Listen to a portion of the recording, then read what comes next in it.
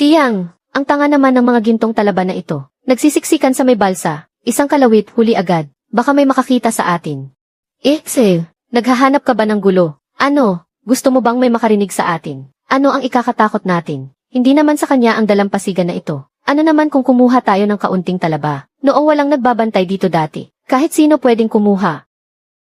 2 taon pa lang naman niyang inuupahan ito. Kung umasta siya akala mo sa kanya talaga ito. Ang mga nakukuha sa dagat, walang nagmamay-ari talaga niyan. Kung sino ang makakuha sa kanya na, kapag napuno na natin ang basket na ito, ibebenta natin ito sa palengke bukas. Ibibigay ko sa iyo ang kalahati ng pera. Tama ka dyan, basta walang makakita, libre nating nakuha ito. Makakabili tayo ng 2 kaha ng sigarilyo kapag nabenta ito. Sayang naman kung hindi natin kukunin. Chen Gilan, hating gabi na. Ano ang ginagawa mo sa balsa ko ng mga talaba? Chen Hao, bakit ka nag-iilaw kung saan-saan sa kalagitnaan ng gabi? Gusto mo ba akong patayin sa gulat? Napagod ako sa pangunguha sa dalampasigan kaya nagpapahinga lang ako. Ano ang pakialam mo? Kung ganoon, tatanungin kita.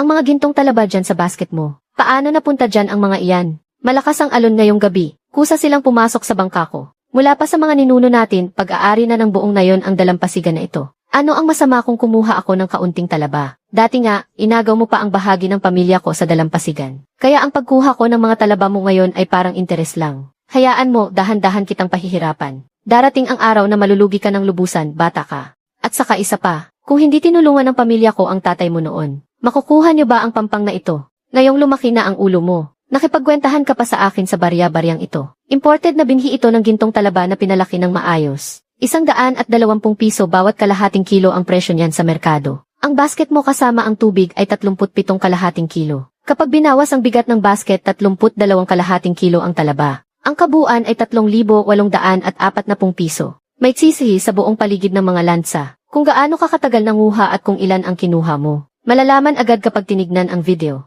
Ang pagnanakaw ng inaalaga ang talaba ng walang pahintulot. Hindi iyan pangunguha lang sa dagat. Pagnanakaw ang tawag dyan. Huwag mo akong pagbintangan ng ganyan. Anong pagnanakaw ang sinasabi mo? Ako ang tunay mong tita. Ang pagkuha ko ng ilang talaba ay pagbibigay galang na nga sa iyo. 3,800 piso pa talaga. Nababaliw ka na ba sa pera? Nga naman, magkakamag-anak naman tayo. Kumuha lang naman ng kaunting talaba. Kailangan ba talagang palakihin ang isyu ng ganyan? Kapag lumampas sa 3,000 piso ang halaga, sapat na iyan para kasuhan ka sa korte. Ako ang tunay mong tita. Ang pagkuha ko ng ilang talaba ay pagbibigay galang na nga sa iyo. 3,800 piso pa talaga. Nababaliw ka na ba sa pera? Bayaran mo ako ngayon para maayos natin ito ng pribado. O tatawag ako ng pulis. Mamili ka sa dalawa. Mga kapitbahay, pakinggan nyo ito. Inaapi ng pamangkin ang sarili niyang tita. Nanguha lang naman ako ng mga talaba sa tabing dagat. Pero binibintangan na niya akong magnanakaw. Para lang sa ilang walang kwentang talaba. Gusto pa niyang ipakulong ang sarili niyang tita. Nasaan na ang hustisya at konsensya niyo? Bibilang ako hanggang 3.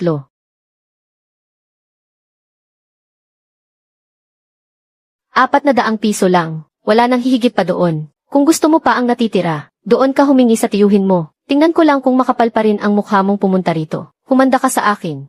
Para sa kapirasong talabang ito, sisingilin mo pa ako ng ganyan kadetalye. Darating ang araw na magmamakaawa ka rin sa akin. Ang lakas ng loob mo, hiyain ako ng ganyan. Tingnan lang natin kung sino ang tatawa sa huli. Balang araw mapapaluwa ko rin sa iyo iyan ng may interes.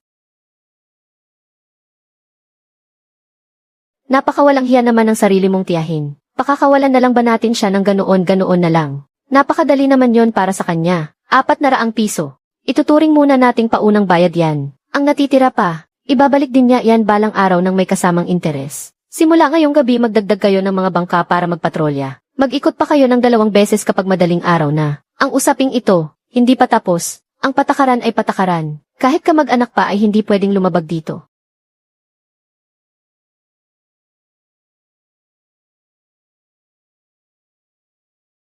Sa pagkain ng gintong talabang ito araw-araw, tingnan mo ang mukha ko, napakalambot at napakakinis na para bang mapipigaan mo ng tubig. Mas mabisa pa ito kaysa sa mga mamahaling cream mula sa lungsod. Aling Gilan, gintong talaba kaya yan. Nagkakahalaga yan ng 88 piso bawat kalahating kilo sa bayan. Saan ka naman kumukuha ng ganyang kalaking pera para makakain yan araw-araw? Pera! Hindi ko sasayangin ang pera ko para sa ganyan. Galing lahat ng ito sa palaisdaan ni Chen Hao. Ako kaya ang sarili niyang tiyahin. Kaya naman pwede kong kainin ang kahit gaano karaming gusto ko. Ang kalahating timba na nakuha ko kagabi. Pinili ko ang mga pinakamalalaki at dinala sa restoran sa bayan. At agad ko yung naibenta ng mahigit 800 piso. Katumbas na yan ang buong isang linggong pagtatrabaho ng mister ko. Seryoso ba talaga yan? Hinahayaan ka lang ba talaga ni Chen Hao na kumuha niyan basta-basta? Mahalagang kayamanan niya ang mga yan. Siyempre totoo yun. Sa buong ngayon naman talaga ang dalampasigan na yan noong una pa. Siya na isang bata pa lang ang umuupa doon ngayon. At hindi ba naman pwedeng makinabang din ang mga nakatatanda sa kanya? Kumain lang naman ako ng kaunti sa mga talaba niya. Respeto ko na nga lang iyon sa kanya. At may lakas pa siya ng loob na singilin ako sa pera. Noong araw nga gustong-gusto niyang makuha ang kontrata sa dalampasigan. Kinailangan pa niyang makiusap sa pamilya natin. Mabuti na lang at ako ang mismong tita niya. Kaya kahit paano nakikinabang ako ng konti rito. Subukan niya lang gawin yan sa iba. Baka matagal na siyang nagpatawag ng tao para palayasin sila. Sus naman! Iba talaga ang pakiramdam kapag may kamag-anak. Kumuha ka lang ng konti katumbas na agad ng isang linggong trabaho ng iba. Kung sa atin yan baka wala tayong ganyang swerte. Anong swerte-swerte ang pinagsasabi mo riyan? Hindi ba nagnakaw lang naman siya sa iba sa kalagitnaan ng gabi? Ang kapal talaga ng mukha niya. Kung ako yon mahihiya akong mangganso ng mas bata sa akin. Hay naku, magkakapamilya naman tayo. Ano ba naman kung kumuha ng kaunting talaba? Si Chen Hao nga mismo walang sinasabi rito. Isang paslit lang naman yon. Anong magagawa niya sa akin? Ang mga pag-aari niya, hindi ba sa akin din naman yon? Ang tindi talaga ng Chen Gilan na to walang kwentang tao. Pati talaba ng sarili niyang pamangkin ninanakaw niya. Tapos siya pa itong may ganang magbaliktad ng kwento. 400 piso lang naman iyon. Hindi pa nga iyon sapat kahit sa barya-barya lang. Hahayaan na lang ba natin ng ganoon na lang? Masyado namang naging madali yan para sa mapagsamantalang yan. Kung pupuntahan natin siya ngayon, magwawala at mag-iskandalo lang siya kaya walang saysay. Unahin nating lagyan ang bawat sulok ng lumulutang na balsa ng mga infrared night vision camera. Ipasok ang lahat ng kable sa loob ng mga tubo para nakatago. Huwag mong hahayaang nakalabas ang mga ito dahil nakalamang siya sa atin ngayon. Siguradong babalik at babalik pa yan. Kapag nahuli natin siya ulit sa susunod na pagkakataon, hindi na lang basta pagbabayad ng pera ang aabutin niya.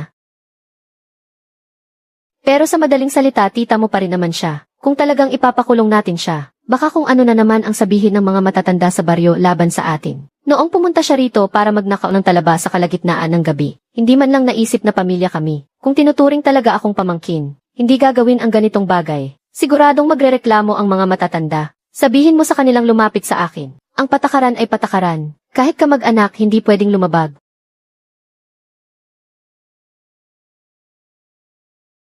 Hauzi, nakabit na ang lahat ng 8 kamera. Pati ang mga bulag na sulok sa nakalutang na balsa. Kuhang-kuha pati ang mga hawla sa ilalim ng tubig. Tingnan ko lang kung saan pa siya magtatago sa susunod. Magdagdag ng isang shift para sa patrol boat mamayang gabi. Umikot ng 2 beses mula alas 2 hanggang alas 4 ng madaling araw. Dahil naperwisyo siya, malamang na gumawa muna siya ng maliliit na gulo para sumubo. Hindi muna siya gagawa ng malaking bagay agad. CJ! Talagang nagpakabit pa ang buwisit na bata na ito. Akala niya ba mapipigilan niya ako gamit ang ilang bulok na kamera na yan? Nananaginip siya ng gising.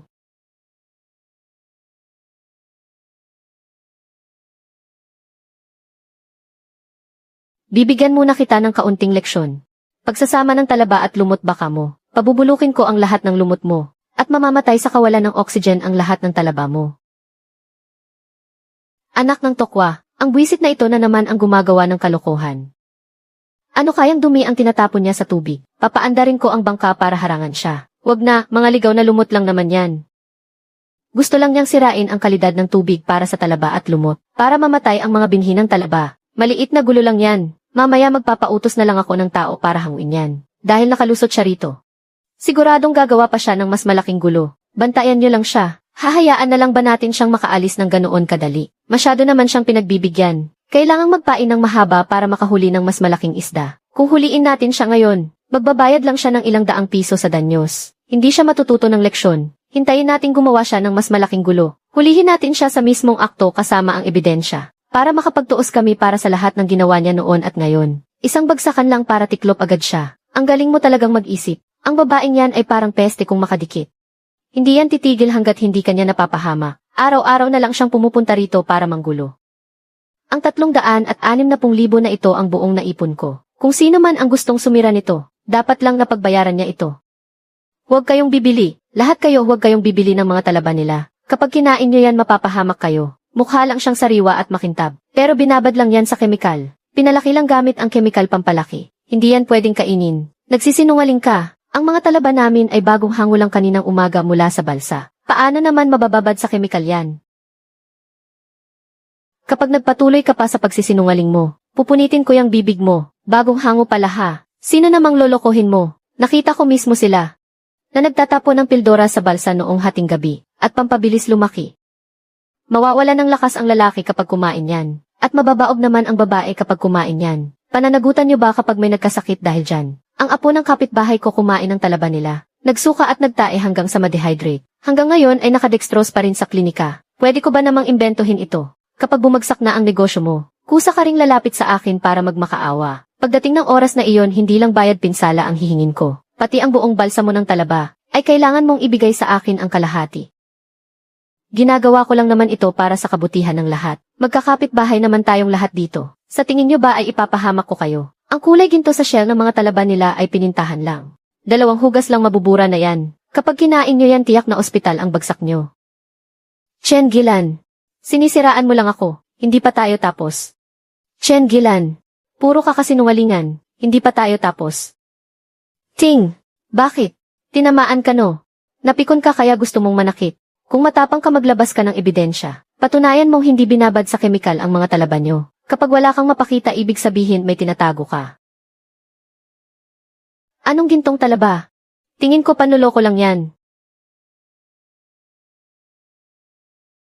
Kuya Zeng, paano na ito? Dahil sa ginawa niyang eksena, baka hindi na natin maibenta ang mga talaba ngayon. Anong gagawin? Umuwi tayo at sabihin kay Hauzi. Hindi ako naniniwala, kaya niyang baligtarin ang katotohanan gamit lang ang dila niya. Akala ba niya walang makakapigil sa kanya? Kuya Zhang, seryosong usapan lang sasabihin ko ang totoo sa iyo. Ang mga gintong talaba ni Chen Hao, huwag na huwag mo nang kukunin pa. Binomba lang ng bawal na gamot para lumaki ang mga talabang iyan. Sobra-sobra ang kemikal na naiwan sa mga iyan. Kapag may nangyaring masama dahil sa pagkain yan, at sugurin ka ng mga customer, masisira pa ang kabuhayan mo. Kaya ba itong panagutan ng restoran nyo? Hindi naman siguro. Halos 6 na buwan na kaming nagtutulungan, at wala namang naging problema. Iba ang noon sa ngayon. Ngayon para lang kumita ng mabilis at maparami ang benta. Kung ano-ano nang inihahalo niya doon, tiyan niya talaga ako. Magsisinungaling ba ako sa iyo? Kahit ang klinika kahapon ay nakatanggap ng ilang pasyenteng sumakit ang tiyan dahil sa pagkain ng mga talaba nila. Kung hindi ka naniniwala, pumunta ka mismo sa klinika para magtanong-tanong. Sige, naintindihan ko na. Ihinto muna natin ng 2 araw. Hintayin muna nating maging malinaw ang lahat. Ang mga talaba nila ay binobombahan ng gamot para lumaki kaya hindi pwedeng kainin. Huwag ka munang kumuha ng paninda, baka magkaproblema kapag kinain at tayo pa ang managot. Lahat ng yan ay pinalaki lang gamit ang mga kemikal. Hauzi, lagot na. Yung buwisit na matandang si Chen Gilan ay kung ano-anong chismis ang ipinapakalat kung saan-saan. Sinasabi niyang ang mga talaba natin ay ibinabad sa mga kemikal. Pinalaki raw gamit ang birth control pills. Kinansela ng 3 restaurant sa bayan ang lahat ng kanilang order. Kahit ang mga mamimili sa palengke ay wala nang nangangahas na bumili. Napakasama talaga ng babaeng yan. Dahil hindi siya nakapagnakaw ng mga talaba. Sinisira naman niya ngayon ang ating reputasyon. Sobrang walang hiya at napakasama talaga niya. Bakit ka natataranta? Hayaan mo siyang magpakalat ng mga chismis niya. Patunayan lang nating mali siya gamit ang mga ebidensya para mapahiya siya. Bukas na bukas din sa umaga, dalhin mo ang report at ang mga sariwang talaba. Isa-isa nating puntahan ang mga customer. Kung ibinabad ba talaga sa kemikal o hindi. Kung pinalaki ba gamit ang mga ipinagbabawal na gamot o hindi. Lutuin natin doon mismo. At doon din mismo ay test. Para ang mga kasinungalingang sinabi niya, ay kainin niyang lahat pabalik. Kuya Zhang, nabalitaan kong itinigil mo ang pagkuha ng mga paninda sa amin. Pumunta ako rito ngayon para personal na linawin ang lahat ng ito. At para hindi rin maapektuhan ang negosyo mo. Naku Boss Chen.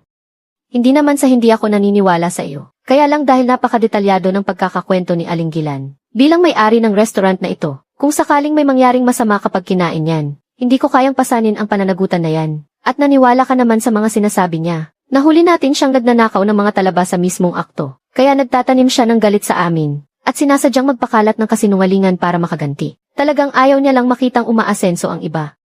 Ito ang report ng pagsusuri mula sa ahensya ng pangistaan ng lalawigan noong nakaraang buwan. Walang nakitang anumang bakas ng chemical o heavy metals. Pasado. Ito ang sertipiko ng pinagmulan para sa mga imported na punla ng talaba. Madaling matrace ang pinagmulan ng uri nito. Hindi sapat ang puro salita lang. Kuya Zhang, maghanap ka ng kaldero. Magpapakulo ako ng 3 piraso dito mismo. Tikman mo mismo. Kapag mailasang chemical talaga, babayaran kita ng 10 beses na higit sa halaga ng batch na ito. At hinding-hindi na ako magdadala rito sa iyo kailanman. Xiao Wang, Magdala ka rito ng malinis na maliit na kaserola. Lagyan mo rin ng kalahating kaserola ng malinis na tubig. Ito na po Kuya Zhang. Malinis na kaserola. Nakahanda na po ang kalahating kaserola ng malinis na tubig.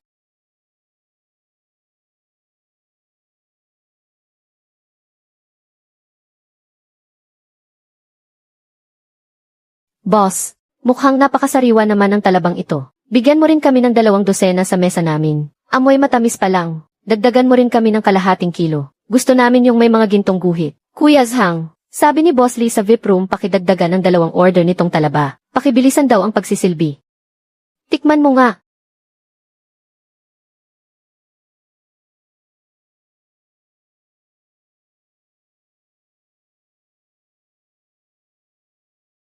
Sariwa, napakasariwa talaga. Walang kahit anong kakaibang lasa. Siksik at bouncy pa ang laman. Siguradong primera klaseng talaba ito. Naku, tingnan mo naman ang nangyaring ito. Nauto lang din ako at naniwala sa mga bali-balita. Pasensya ka na Boss Chen. Ganito na lang. Mag-deliver ka pa rin bukas gaya ng dati. Dagdagan mo pa ng 20% ang dami. Mula ngayon ang mga talaba para sa restaurant ko. Sa iyo ko nakukunin lahat. Walang anuman. Kung ako rin naman ang nasa sitwasyon mo, magiging maingat din ako. Pero ang naging pinsala dahil sa mga chismis. Kailangang malinaw ang kwentahan natin. 2 araw mong itinigil ang pag-deliver ng supply. Dagdag pa ang mga nawalang mamimili sa palengke. Kaya ang kabuang penalty ay 2,000 piso. Sisingilin ko ang perang yan kay Chen Gilan. Wala kang kinalaman dito. Bukas na bukas ibalik mo na sa normal ang pag-supply mo. Walang bago sa presyo. Walang problema, walang problema. Magdadala na ako bukas. Sa ganda ba naman ng kalidad na to? Pangmatagalan na ang pakikipagnegosyo ko sa'yo.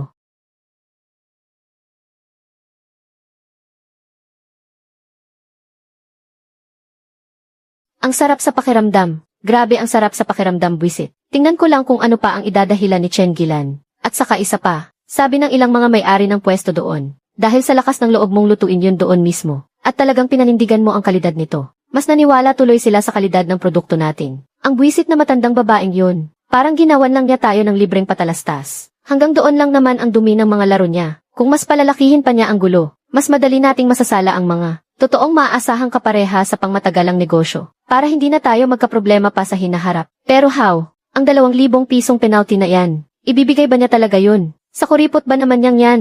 Siguradong tatanggi lang yun at hindi magbabayad. Hindi mahalaga kung aamin siya o hindi. Pupunta tayo sa bahay niya para maningil. Doon natin sisingilin sa harap ng mga kapitbahay niya.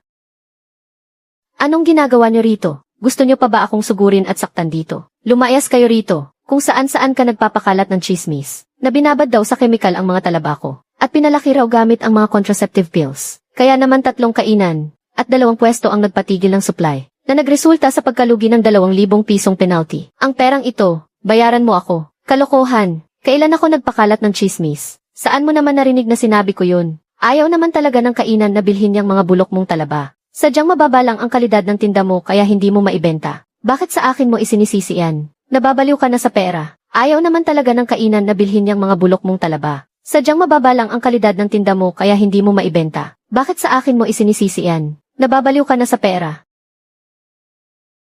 Makinig ka sa aking sasabihin. Yung mga gintong talaba ni na Chen Hao, puro binabad sa kemikal yan. Pinalaki lang gamit ang pills. Magsusuka at magtatae ka kapag kinain mo yan. Kaya huwag na huwag mong bibilhin. Siya pala ang nagpapakalat ng chismis. Akala ko pa naman totoo. Balak ko pa namang bumili ng 1 kilo. Maayos naman siyang nagnenegosyo. Nung hindi niya manakaw yung talaba sinira naman niya ang pangalan ng tao. Napakasama naman ng ugali niya. Lumayo na tayo sa kanya simula ngayon. Baka tayo naman ang isunod niya balang araw. Inaamin mo na ba ngayon? Ibigay mo ang 2,000 piso ngayong araw. At humingi ka ng tawad sa harap ko. At tapos na ang usapan. Ayaw ko nga. Ay dedemanda kita sa korte ng paninirang puri. Sa oras na yon hindi ka lang magbabayad ng multa. Kailangan mo pang mag-post sa bulletin board ng barangay. Nang sulat ng paghingi ng tawad sa loob ng 3 araw. Makikita yan ng buong barangay. Gusto mo akong mapahiya ng ganyan sa harap ng maraming tao. Humanda ka sa akin Chen Hao. Kapag hindi ko napabagsak ang bentahan mo ng talaba, ibahin mo ang pangalan ko. Heto sa iyo, 2,000 piso. Pambili mo ng gamot mo. Pera lang naman yan. Anong ipinagmamalaki mo?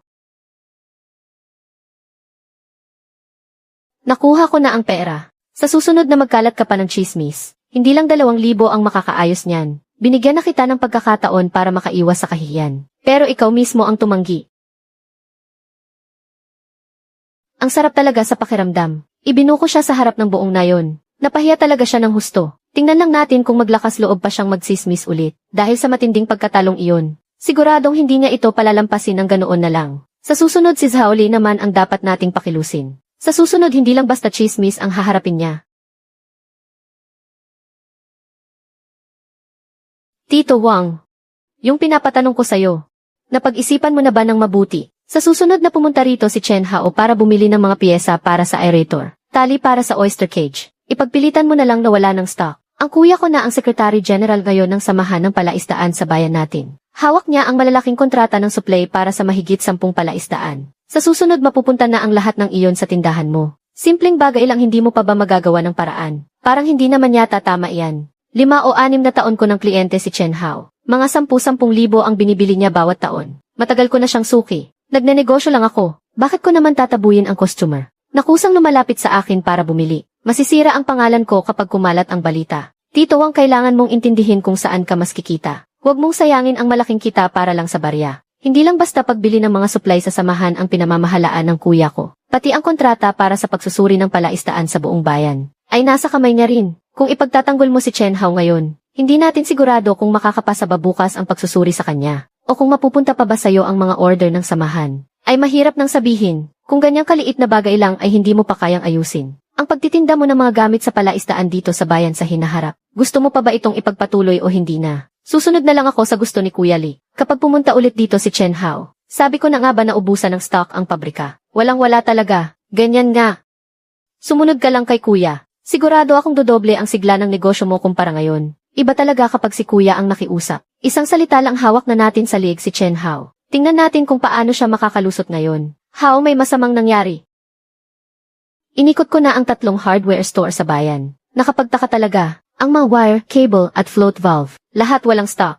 Pare-pareho pa naman ang sukat, buwisit. Halatang-halata na nag-usap-usap sila. Ngayon, 2 oxygen pump na lang ang pilit na gumagana. Kapag nasira pa ang mga ito, wala tayong pamalit na piyesa. Kapag nawalan ng oxygen ng mahigit kalahating araw, siguradong mamamatay ang mga similya ng talaban natin. Kahit isa sa 3 tindahan, walang mabilhan. Totoo iyan. Dati naman kahit gaano karami ang bilhin, laging may stock. Pero ngayon sabay-sabay silang nagsabing naubusan ng stock. Imposibleng hindi kagagawa ng matandang babaeng si Chen Gilan ito. Siya lang naman ang may kakayahang gumawa ng ganitong kawalang hiyaan. Walang ganyang kakayahan si Chen Gilan. Si Zhao Li ang sumusuporta sa kanya sa likod. Unang hinarang ang mga piyesa natin, para magpanik tayo. Ang susunod nilang pupuntiryahin ay ang lab report natin. Si Zhao Li, iyon ba yung lagi niyang ipinagmamalaki? Yung anak niya na nagtatrabaho sa inspection office sa bayan. Bakit hindi na lang niya asikasuhin ang sarili niyang trabaho doon? Bakit kailangan pa niyang makialam sa benta ng mga hardware store dito? Sobrang panggigipit naman ito, buwisit talaga. Gamit ang posisyon niya bilang Secretary General ng asosasyon, hawak niya ang listahan ng mga supplier sa buong industriya, kaya madali lang niyang takutin ang mga may-ari ng tindahan. Isang salita lang niya, tapos agad sila. Panimula pa lang ang pagpigil sa mga piyesa natin. Ang harangin ang lab report ang tunay niyang alas. Paano na tayo niyan? Hindi naman pwedeng panoorin na lang natin na huminto ang mga oxygen pump. Kapag namatay ang mga similya ng talaba, yari tayo. Ang laki ng malulugi sa atin. Bakit ka ba natataranta? May handa na akong reserbang plano. Itinabi ko na dati pa. Numero ng supplier sa kabilang bayan. Mas kumpleto pa ang mga modelo kaysa dito sa bayan. At mas mababa pa ang presyo ng 5%. Tawagan mo sila ngayon din. Mag-order ka ng 20 set ng coil. 50 big kiss ng kawad. Dagdagan mo pa ng 3 reserbang bomba. Sabihin mong ihatid agad gamit ang cold chain truck magdamag. Makakarating din yan bukas ng umaga. Grabe, ang tindi talaga ng pananaw mo. Bakit hindi ko man lang naisipang lagpasan ang mga tao rito sa bayan? Tingnan natin kung paano pa nila tayo mapipigilan ngayon. Kahit gaano pa kahaba ang kamay nila, hindi aabot yan sa kabilang bayan. Sayang lang talaga ang pagod nila. Kahit gaano pa kahaba ang kamay nila, hindi aabot yan sa kabilang bayan. Sayang lang talaga ang pagod nila. Ayos na, sabi nila ikakarga na raw sa truck ngayong gabi. Sigurado raw na darating bukas ng umaga. Mas mura pa ng 5% kaysa dito sa bayan. Sa pagkakataong ito, sila rin talaga ang nagpahamak sa sarili nilang mga paa. Hindi lang sa hindi tayo naharangan. Nakatipid pa tayo ng malaki. Huwag ka munang magdiwang. Simula pa lang ito, kung hindi nila tayo mapipigilan sa mga gamit, siguradong dadayain niya ang resulta ng inspection report. Sabihan mo si Xuking mamaya, para maagang makipag-ugnayan sa ahensya ng pagsusuri sa probinsya. Kumuha ng mabilisang proseso para sa reserba. Ayos na ang lahat.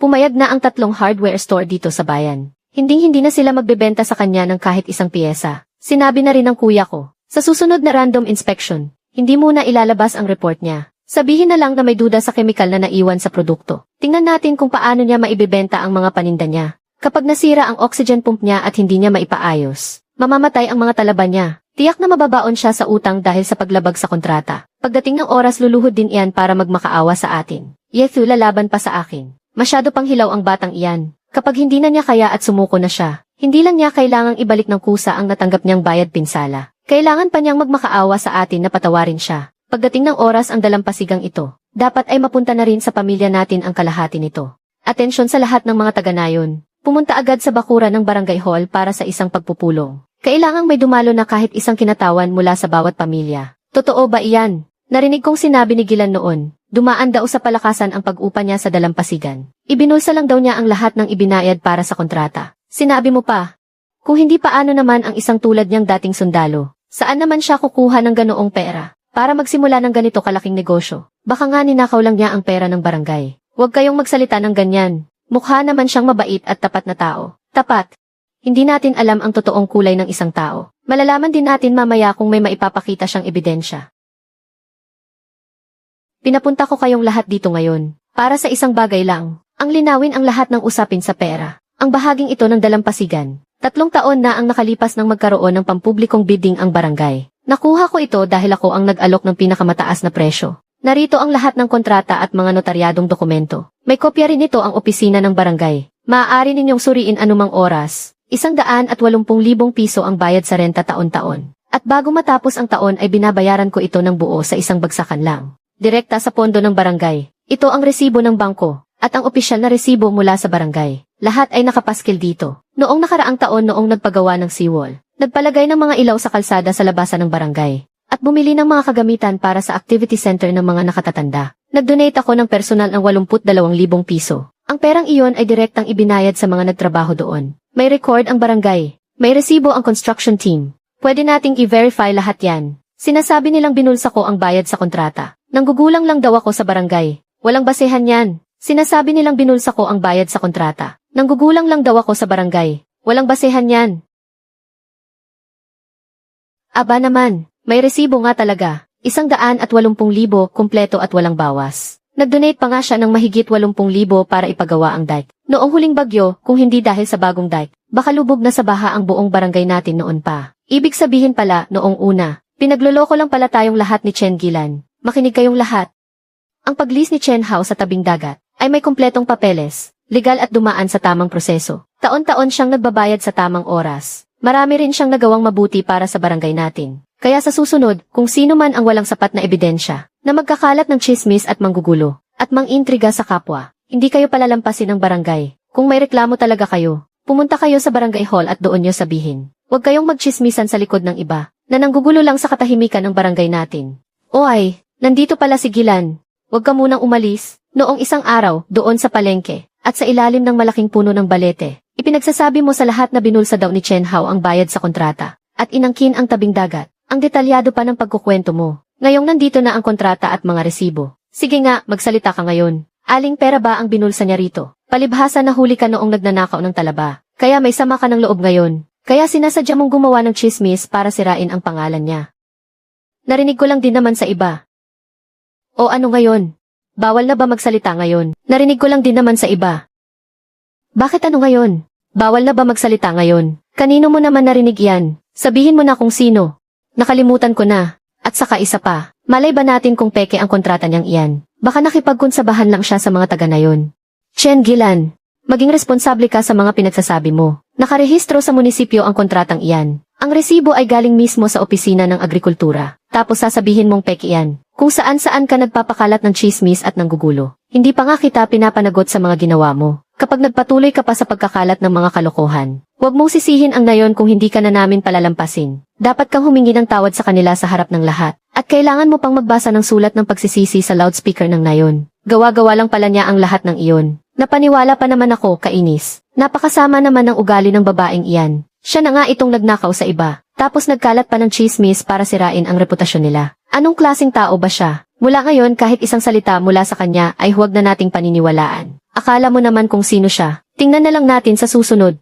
Maghintay ka lang. Kung ayaw sa santong dasalan dadaanin sa santong paspasan. Tingnan natin kung hanggang kailan ka magiging masaya sa lagay na iyan. Xiao Hao, pasensya ka na at kailangan mo pang dumanas ng ganyan. Ganyan talaga dito sa Nayon dahil marami talagang tsismoso at matalas ang dila. Iba't ibang klase talaga ng tao ang makakasalamuha mo rito. Huwag kang mag-alala, hanggat tapat at maayos ang negosyo mo. Narito ang buong Nayon para sumuporta sa iyo. Kung may magkalat man ulit ng tsismis at manira sa susunod, sabihin mo agad sa akin. Ang pamunuan ng Nayon na mismo ang haharap sa kanila. Asahan mong hindi namin sila palalampasin. Ayos lang po iyon, Kapitan. Ang mahalaga ay nalinaw na ang lahat. Hindi ko naman gustong makipag-away kahit kanino. Ang gusto ko lang naman ay tahimik na magpalaki ng mga talaba, at tulungan ang lahat na kumita ng kaunti. Napakalawak talaga ng pangunawa mo, anak. Kung magkaroon ka man ng problema sa susunod, lumapit ka lang sa Nayon kahit kailan. Sobrang nakakaluwag sa dibdib, putya. Nabisto siya sa harap ng maraming tao. Tingnan natin kung paano pa siya makakapagpakita rito sa Nayon. Kapag nagpakalat pa siya ng mga chismis ulit, ewan ko na lang kung may maniwala pa sa kanya. Sira na ang pangalan niya, lalo lang siyang magtatanim ng galit. Hindi niya palalampasin ito ng ganoon lang. Pagkatapos niyang subukan ang lahat ng pakiusap, siguradong dahas na ang susunod niyang gagawin. Gagamit ng dahas. Ano pa bang balak niyang gawin? Susubukan niya ba talagang manggulo rito? Babaliin ko talaga ang mga binti niya.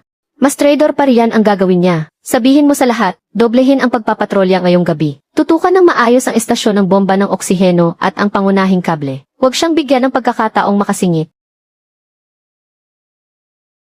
Tia, totohanin talaga natin ito. Nakunan na nga tayo ng video noong nakaraan nung nagnakaw tayo ng talaba. Paano kung mahuli na naman tayo ngayon? Ano namang kinatatakutan mo? 3 beses ko na itong ininspeksyon bago tayo pumunta rito. Walang kamera rito kaya hindi tayo makikita. Sinira niya ang kabuhayan ko. Kaya sisiguraduhin kong mawawala sa kanya ang lahat. Basta hindi makita ang mukha natin ay ligtas tayo. Kapag nagkaproblema talaga isisisi ko na lang ang lahat kay Si. Tutal siya naman ang nag-utos sa akin na gawin ito. Tia, nabara ko na ang lahat. Hindi talaga ito mahahalata kung titingnan. Paunang tikim pa lang ang maliit na kawalang ito. Sisiguraduhin kong masasayang lang ang 360,000 puhunan niya para malaman niya ang kahihinatnan ng paglaban sa akin. Anong gintong talaba ang sinasabi niya? Kapag nawalan ng oksihina, mabubulok silang lahat sa dagat. Sa labas mukhang maayos naman ang lahat. Kahit baligtarin pa niya ang mundo ang makikita lang niya. Ay depekto sa makina. Kaya wala silang maisisisi sa atin kahit 5. Boss Zhang, paalala lang sa iyo. Tungkol sa ulat ng pagsusuri sa mga talaba ni Chen Hao, may nakita kaming kaunting anomalya sa muling pag-inspeksyon. Medyo kahina-hinala ang level ng kemikal na natira sa kanila. Iminumungkahi ko na ihinto mo muna ang pagtanggap ng mga supply. At hintayin muna natin ang huling resulta bago magdesisyon. Kapag may nagkasakit o nagkaproblema kapag kinain yan, pareho tayong malalagay sa alanganin, hindi ba? Salamat, Boss Zhao. Ihinto muna ang pagtanggap sa lahat ng mga produkto ni Chen Hao. Kakalabanin mo ako, ha? Sisirain ko ang produksyon mo. Habang sasakalin ko naman ang benta mo, gigipitin kita sa magkabilang dulo. Tingnan natin kung ilang araw ka tatagal. Sa huli luluhod ka pa rin sa harap ko, para magmakaawang pirmahan ko ang kasunduan sa pag-areglo. Napakasama talaga ng matandang babaeng to. Tinambakan ba naman ng buhangin ang Elisi, at binarahan pa ng tela ang daluyan ng tubig. Talagang balak niyang patayin ang buong palaistaan ng mga talaba. Araw-araw na lang siyang gumagawa ng mga ganito. Mga gawaing salot at walang konsensya. Pupuntahan ko nga siya ngayon din. Ngayong araw talaga ay pupunitin ko ang bunganga niya. Hinarangan na pala niya ang mga kitang-kitang kamera bago pa man. Tantyadong-tantyado niya ang blind spot sa sulok ng bahay. Mas naging matapang siya ngayon kumpara noong nakaraan. Ano nang gagawin natin ngayon? Hindi naman nakuha ang mismong mukha niya. Siguradong hindi aamin ang babaeng yan. Saka tumawag lang din ang pamunuan ng supermarket. Sabi nila may problema raw sa ulat ng pagsusuri. Kaya pansamantala muna nilang ititigil ang pagkuha ng supply. Nag-usap ba ang mag-inang ito bago gawin ito? Ang isa sinisira ang produksyon natin, habang ang isa naman hinaharangan ang benta natin. Napakatuso talaga ng mga pakana nila. Hinarangan niya ang mga kitang-kitang kamera. Walang kahit anong tinatago rito. Hindi natin kailangang mag-alala sa kagamitan. Yung 3 unit ng backup pump na in-order sa kalapit na bayan dati. Tamang-tama, magagamit natin ngayon. Kalahating araw lang, mapapalitan na natin lahat. Hindi hihinto ang produksyon. Handang-handa na ako para sa ulat na iyon. Lalabas ang resulta mula sa panlalawigang ahensya ng pagsusuri sa loob ng 48 oras. Hindi nila mapipigilan ang pagbebenta natin. Ang nakatagong maliit na night vision camera sa sabitan ng kulungan ng talaba. Nakuha na nito ang buong pangyayari sa video. Hawak na natin ang ebidensya kaya itabi muna natin. Hintayin natin ang tamang pagkakataon. Magtutuos tayo sa bago at lumang atraso ng sabay-sabay. Grabe naman. Nakalimutan ko pang may nakatago pa lang. Mga kamera sa sabitan ng kulungan ng talaba. Akala ng babaeng yan nakapagtago siya ng mabuti. Hindi niya alam na ang bawat kilos niya ay nakuha lahat sa kamera. Tingnan natin kung paano pa siya magmamatigas kapag dumating ang oras. Magtrabaho muna tayo at palitan ang backup na pump para hindi maantala ang produksyon. Ipaalam mo sa lahat, tubo sa may lagusan ng tubig dagat, mga junction box ng kuryente, at magdagdag ng mga patrol boat sa mga nursery raft. Magtrabaho sa 3 shift. Huwag magpapabaya kahit isang sandali. Dahil naglakas loob siyang kalabanin ako ng harapan. Huwag niya akong sisihin kung maging malupit ako kapag dumating ang oras. Putya naman. Biglang nagtaas ng presyo ang cold chain team sa bayan. Sabi nila, kailangan daw triplehin ang bayad dahil sa babala ng bagyo. Kung hindi raw sila bibiyahe. 20 kahon ng sample ang dapat makarating bukas. Kapag naantala ang food testing, siguradong mawawala ang malaking kontratang ito. Saan ako makakahanap ng sasakyan sa ganitong oras? Boss Chen Hao. Ako po pala mula sa Xianda Cold Chain. Ang regional manager na si Xu Qinghe. May schedule po ako ngayon para pag-usapan ang ating kooperasyon. At para maghatid na rin ng sample ng thermal box. Narinig ko po ang kaunting pinag-uusapan ninyo sa may pinto kanina. May problema ba ang inyong cold chain truck? Nga, may biglang nangyaring aberya. Pasok muna kayo at maupo. Nagkataon nga naman. May biyahe ako mamayang gabi pa uwi ng probinsya. May bakante pang kalahati sa sasakyan ko. Seryoso ba yan? Kasya-kasya lang ang 20 kahon. Ipapadala ko na mamayang gabi. Bukas ng umaga, diretso agad yan sa freezer ng restaurant. Presyong merkado lang ang singil ko. Walang patong kahit magkano. Para naman maganda ang maging impresyon sa akin ni Boss Chen. Para na rin sa pangmatagalang samahan natin sa hinaharap. Maliit na bagay lang naman ang tulong na ito. Diyos ko. Hulog ka talaga ng langit sa amin. Kanina pa kami taranta rito at hindi malaman ang gagawin. Blind spot ang lugar na ito, hindi ba? Mahilig dumaan dito ang mga nambabasto sa tabing dagat. May dati akong naging kliyente. Nananakawan ng mga kable sa may dalampasigan. Nalugi siya ng mahigit 100,000. Mas mabuting magpalagay ka ng nakatagong kamera sa ilalim ng tubig. Itago mo sa likod ng salansanan ng mga kulungan ng talaba. Doon sa ilalim ng linya ng tubig. Hindi talaga ito mapapansin maliban na lang kung tititigan ng mabuti. Mas mabuting magpalagay ka ng nakatagong kamera sa ilalim ng tubig. Itago mo sa likod ng salansanan ng mga kulungan ng talaba. Doon sa ilalim ng linya ng tubig. Hindi talaga ito mapapansin maliban na lang kung tititigan ng mabuti. Mukhang marami kang alam sa seguridad ah. Matagal na kasi ako sa negosyo ng cold chain. Marami na akong nakitang sakit sa ulong problema sa mga palaisdaan. Ang totoo niyan, mas mapayapa ang buhay kapag tapat na negosyante ang kasosyo mo. Mas bawas isipin talaga. Napakaasahan nyo kasi, Boss Chen. Kaya dapat lang na magpakita rin ako ng katapatan ko sa inyo. Para maselyuhan na natin ang pangmatagalang pagsasama natin. Namumula na nga pala ang dulo ng mga taingan nyo, Boss Chen. Ganyan ba talaga katindi ang sikat ng araw dito sa tabing dagat? Walang problema sa mga sukat ng kahon. Order muna ako ng 200 piraso. Tungkol naman doon sa sasakyan. Maraming salamat. Naku, hindi mo na kailangang magpasalamat. Kapag naging maayos na ang batch na ito ng mga sample, librehan na lang ako ni Boss Chen ng isang piging ng puro talaba. Ayos ka talaga, Haozi. Ang laki kayang manager ng isang iyan. Ang ganda pa niya, at napakabilis pa kumilos. Pagdating pa lang, nilutas na agad ang malaking problema natin. Sa tingin ko, ang pagtrato niya sa iyo ay hindi lang simpleng pakikipagpartner sa negosyo. May kakaiba nga talaga sa babaeng iyon. Na-check ko na ang listahan. Siguradong darating ito bukas ng umaga. Tawagan mo lang ako kapag may problema. Iniwan ko ang calling card ko sa lamesa mo. CJ, mag-iingat ka sa daan. Marami na akong nakilalang nasa cold chain business. Pero ang ganyan kabilis kumilos at bihasa sa industriya. Siya pa lang ang una. Isang piging ng puro talaba. Dapat mo nga siyang ilibre. Ang hindi ko lang alam, kung ang libreng iyon ay pasasalamat sa pakikipagtulungan o para sa iba pang bagay. Nakakagalit talaga kapag naiisip ko iyon. Ang dalampasigang iyon. Simula pa sa mga ninuno natin ay doon na ang buong nayon. Naghahanap buhay. Noon, sino ba ang hindi pumupunta roon kapag low tide para manghuli ng talaba at suso? Kahit papaano naman, kumikita pa si Lingling ng pambili ng mga pang-araw-araw na pangangailangan. Pero ngayon, napakagaling naman. Hinarangan ni Chen Hao ng barbed wire ang paligid. Kahit sa paanan ng dike ay hindi man lang tayo payagang makatapa. Para namang ginawa niyang sarili niyang bakuran ang lugar. Akala mo naman kung sinong hari ng dalampasigan. Akala niyo ba talaga na kapag kumita siya ng malaki ay maaalala pa niya tayo? Asa pa kayo? Bakit? Kaya ba talaga niyang harangan ang pagkakakitaan natin? Nakakakuha na siya ngayon ng mga malalaking order mula sa lungsod. Mataas na ang pangarap niya. At ang susunod niyan ay magtatayo raw siya ng kung anong kooperatiba. Sa madaling salita, gusto lang niya tayong sakupin. Pagdating ng oras, pipilitin niya ang lahat na ibenta sa kanya ang mga talaba sa murang halaga. Kapag hindi ka sumunod, haharangan niya ang bentahan mo. Lahat ng biyahero sa lungsod ay nakapirma na ng eksklusibong kontrata sa kanya. Kahit dalhin mo pa yan sa palengke ng mag-isa, walang mangangahas na kumuha niyan. Mabubulok lang ang lahat sa bahay ninyo. Sa susunod, ang mga talaba nating mga maliliit na nagtitinda. Kung ano ang sabihin niyang presyo, yun ang masusunod. Hindi mo na pwedeng ibenta sa iba kahit gustuhin mo pa. Hawak na niya tayong lahat sa lig. Lintek naman. Bale siya lang ang kakain ng masarap. At kahit sabaw man lang ay hindi tayo iiwanan. Lintek naman. Bale siya lang ang kakain ng masarap. At kahit sabaw man lang ay hindi tayo iiwanan. Noong isang araw, pumulot lang ako ng 2 maliit na talaba sa tabing dagat. Hinarangan agad ako ng mga tauhan niya, para akong pinagbintangan na magnanakaw. Kapag hinayaan nating masarili niya ang lahat, nanga na lang ba tayo sa susunod? Sinabi mo pa. Sinulo niya ang pangkabuhayan nating lahat. Wala siyang pakialam kung mamatay man tayo sa gutom. Para sa akin, magsama-sama tayo ng 20 tao bukas. At harangan natin ng tuluyan ang daan sa may dike, para hindi makaalis kahit kaunti ang mga reefer van niya. May parte naman talaga tayo sa mga putikan at dalampasigan na yan. Bakit siya lang ang may karapatang magpasya rito? Hindi naman nila kayang hulihin ang lahat ng tao rito. Kakayanin ba niyang ipakulong ang buong barangay? Parang hindi naman tama yan dahil legal naman ang kontrata nila. Kapag hinarangan natin ang daan at lumala ang gulo, tayo pa ang magmumukhang mali. Totoo yun, Gilan. Kahit ano pang mangyari, kadugo mo pa rin siya at pamangkin mo talaga. Kapag nag-away kayo dahil sa pagharang sa daan, nakakahiya naman sa ibang mga kamag-anak natin.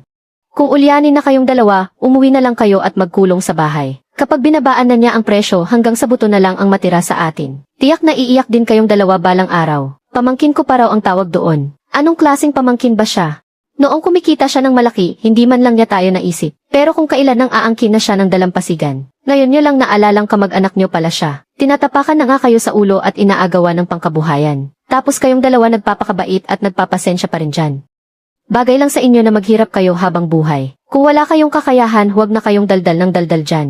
Hinahadlangan niyo lang ang pagkakakitaan ng lahat. Isang tanong lang naman ang gusto kong itanong. Kontento na ba kayo na makita siyang nagpapakasasa sa sarap? Habang tayo kahit tira-tira wala man lang makuha. Tama nga naman. Bakit sa kanya lang napupunta ang lahat ng pakinabang? Tama naman, hindi naman nila tayo pwedeng parusahan kung marami tayo. Sa tingin niyo ba talaga maipapakulong niya tayong lahat? Paniguradong hindi niya kayang gawin yun.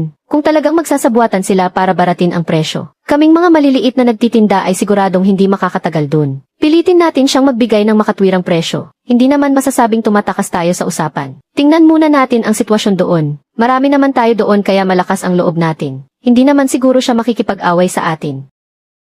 Magkita-kita tayo bukas ng umaga sa may pasukan ng baryo. Ang sinumang hindi pupunta, anumang pakinabang ang matatanggap ng baryo sa hinaharap. Huwag na kayong umasang makakakuha kayo ng parte. Hausi, patay tayo. May malaking problema na naman. Nang upat si Chen Gilan doon sa may malaking puno ng balete. Sinasabi niyang gagawa ka raw ng kooperatiba para sarilihin ang bentahan at baratin ang bibilhing talaba mula sa mga maliliit na nagtitinda para sirain ang kabuhayan ng lahat. Nakahikayat na siya ng mahigit 10 tao. Sinabi niyang haharangan nila ang kalsada sa tabi ng dike bukas. Hindi nila papadaanin ang sasakyang may palamigan. At pupunta pa sila doon sa mga balsa ng talaba para makipagtalo. Hayaan mo silang pumunta rito. Tamang-tama para sa harap mismo ng buong baryo. Maipaliwanag ko ng maayos ang tungkol sa kooperatiba. Dalhin mo ang lahat ng ito bukas.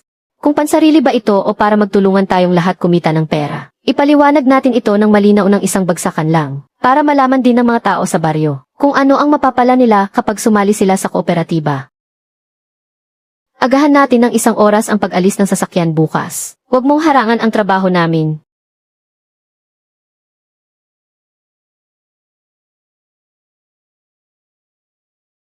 Lausan, ano ba tong ginagawa mo? Pampublikong daan to. Paano kami magde-deliver kung nakaharang kayo? Anong deliver pinagsasabi nyo? Kapag sinolo nyo ang bentahan, mabubulok lang ang mga talaba naming maliliit na magtatalaba. Hindi natin siya pwedeng paalisin. Kailangan niyang magpaliwanag sa atin ngayon.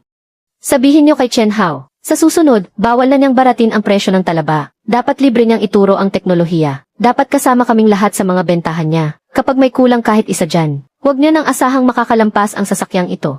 Anong kinatatakutan niyo? Hindi naman tayo mapaparusahan kung marami tayo. Kapag hindi siya pumayag ngayon, mananatili tayo rito hanggang sa magdilim. Tama!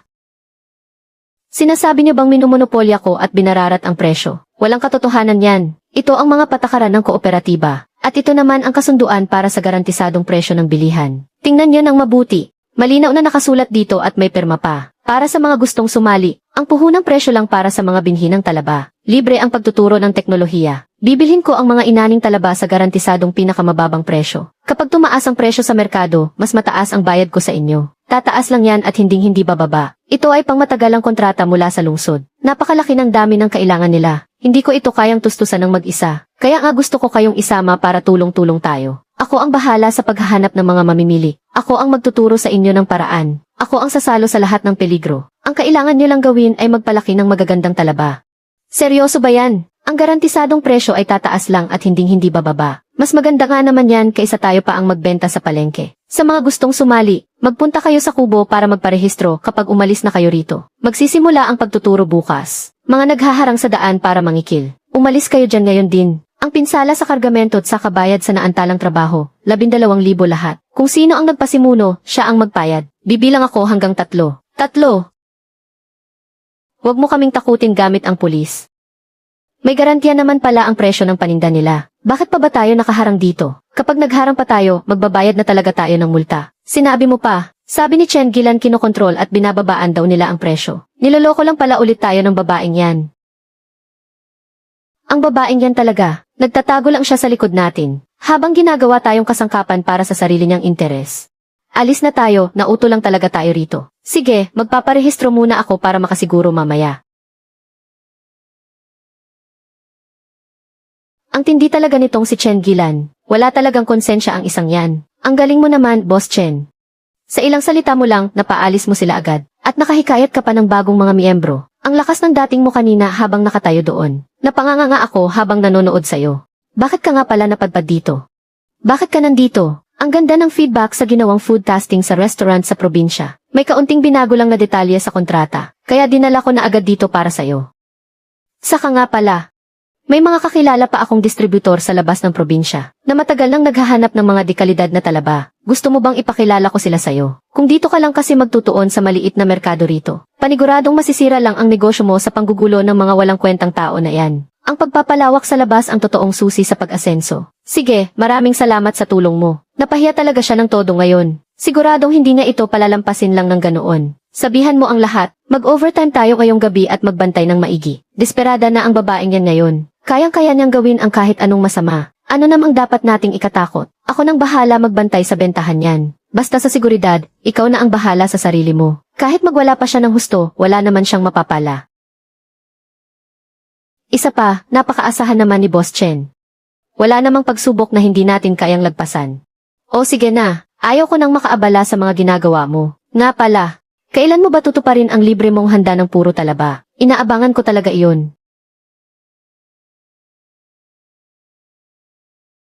Nanggagalaiti ako sa galit, pinahiya ako sa harap ng lahat ng buwisit na batang iyon. Ngayon, pinagtatawanan na ako ng buong barangay. Hindi maaari, hindi ko matatanggap ang ginawa niya. Lizzie, kailangan mong ipagtanggol ang nanay mo. Ikaw naman ang namamahala sa inspeksyon sa bayan. Sa isang salita mo lang, kaya mo nang putulin ang bentahan niya.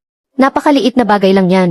Ikaw naman kasi ang naghanap ng gulo. Natalo ka na nga, tanggapin mo na lang. Bakit ko pa kailangang makisalir yan? Pinalaki pa naman kita pero wala kang kwenta. Inapi na nga ng ganyan ang nanay mo. Tapos wala ka pa ring pakialam. Kung hindi mo ako tutulungan, ako mismo ang tatalon sa dagat doon sa palaisdaan niya. Sisiguraduhin kong siya ang sisisihin sa pagkamatay ko. May kooperatiba na nga siyang ginagawa ngayon. Pagdating ng araw, lahat ng talaba sa buong bayan ay kailangang dumaan sa inspeksyon. Saka ikaw naman ang maihawak ng departamentong iyan. Napakadali lang kumuha ng kaunting pakinabang mula sa kanya. Kooperatiba. Sige na, tumigil ka na sa pag-iyak. Pupunta ako roon bukas. Para kausapin siya. Saktong-sakto, naghahanap din ako ng magandang oportunidad para makapasok sa lokal na industriya ng pag-aalaga ng talaba. Siya na mismo ang kusang lumapit sa atin. Aba, mukhang napakaabala ng pinsan ko ngayon ah. Ngayong malaking negosyante ka na, iba na talaga ang ere mo ngayon. Ang nanay ko, hindi na makabangon sa higaan sa sobrang galit sa iyo. Habang ikaw naman, nandito ka lang at nagpapakasarap na parang hari sa sarili mong kaharian. Zhaoli, anong ginagawa mo rito? Kung saan-saan nagkakalat ng chismis ang nanay mo. Nang harang pa ng daan, kasalanan naman niya yun at siya ang walang katwiran. Ano namang kinalaman ni Chen Hao doon? Kausap ko ang pinsan ko kaya huwag kang makialam. Manahimik ka muna sa tabi. Anong chismis at harang sa daan ang sinasabi mo? Ang dumi naman ng pananalita mo. May kaunting reklamo lang naman ang mga tao rito. At gusto lang naman siyang kausapin ng maayos. Magkakamag-anak naman tayong lahat dito. Araw-araw naman tayong nagkikita-kita rito. Pinahiya mo ng husto ang nanay ko. Sa tingin mo ba magiging maganda ang tingin sa iyo niyan? Kung may reklamo ang mga tao, pwede naman silang makipag-usap ng maayos. Nang udyok siya ng mga tao na mangharang sa daan para mang-extort. Siya mismo ang walang disiplina at hindi sumusunod sa patakaran. Saka kung may sasabihin ka, sabihin mo na agad. Huwag mong hahawakan ang mga produkto ko. Pagdating sa patakaran dito sa industriya ng lamang dagat, ang salita ko si Zhaoli ang siyang batas dito. Magtanong-tanong ka nga muna sa paligid. Sa 8 malalaking palengke rito sa bayan, at sa mahigit 20 restoran, kung papasa ba o hindi ang mga ulat ng inspeksyon. Depende lang yan sa magiging pasya ko. Sa isang salita ko lang sa kanila, Itong mga gintong talaba mo kahit 1 kilo nito rito. Huwag mong asahang makakapasok sa mga supermarket o kahit sa mga restoran, maniwala ka sa akin. Sabihin mo na agad kung anong kailangan mo at huwag mo akong mabwisit. Sa isang salita ko lang sa kanila, itong mga gintong talaba mo kahit 1 kilo nito rito. Huwag mong asahang makakapasok sa mga supermarket o kahit sa mga restoran, maniwala ka sa akin. Sabihin mo na agad kung anong kailangan mo at huwag mo akong mabwisit. Hindi na ako magpapaligoy-ligoy pa sa iyo. May 2 lang akong pakay sa pagpunta ko rito ngayon. Una, pumunta ka sa bahay namin at humingi ng tawad sa nanay ko. Ikaw mismo ang magpaliwanag para matigil ang mga chismis dito sa baryo. Para matapos na at makalimutan na ang gulong ito. Pangalawa, mula ngayon ang lahat ng inspeksyon para sa kooperatiba. At ang buong distribusyon ng paninda ay dapat dumaan lahat sa akin. Siguradong may mapapala ka rito. Sisiguraduhin kong mas malaki ang kikitain mo kaysa ngayon. Dahil kung hindi, huwag mo akong sisihin kung harangan ko ang kabuhayan mo rito sa lugar natin. At hahayaan kong mabulok na lang sa mga kamay mo ang lahat ng talaba mo sa palaisdaan. Tapos ka na bang magsalita? Una, hindi ako hihingi ng paumanhin. At hindi ko rin lilinawin ang anuman. Siya ang gumawa ng chismis kaya panagutan niya iyon. Pangalawa, wala akong pakialam sa bentahan dito sa lugar natin. Kahit anong panggugulo ang gusto mong gawin, bahala ka sa buhay mo. Pangatlo, magkamag-anak nga tayo. Pero hindi ibig sabihin yon ay gagawin mong panangga ang pagiging magkamag-anak para sa pagiging bastos ng nanay mo. Subukan mo pang hawakan ang mga paninda ko. At kapag naglakas loob ka pa ulit na manggulo rito, kayo ng nanay mo ang pagsasabayin ko. Sage Chen Hao. Parang naging tanga ka na yata simula nang maging sundalo ka. Akala mo naman talaga kung sino ka ng malakas ngayon. Tingnan lang natin ang mangyayari. Sa loob ng 3 araw, sisiguraduhin kong iiyak ka habang lumalapit sa akin. Sa oras na iyon kahit lumuhod ka pa para magmakaawa sa akin, hindi mo na ako makakausap ng ganito kadali.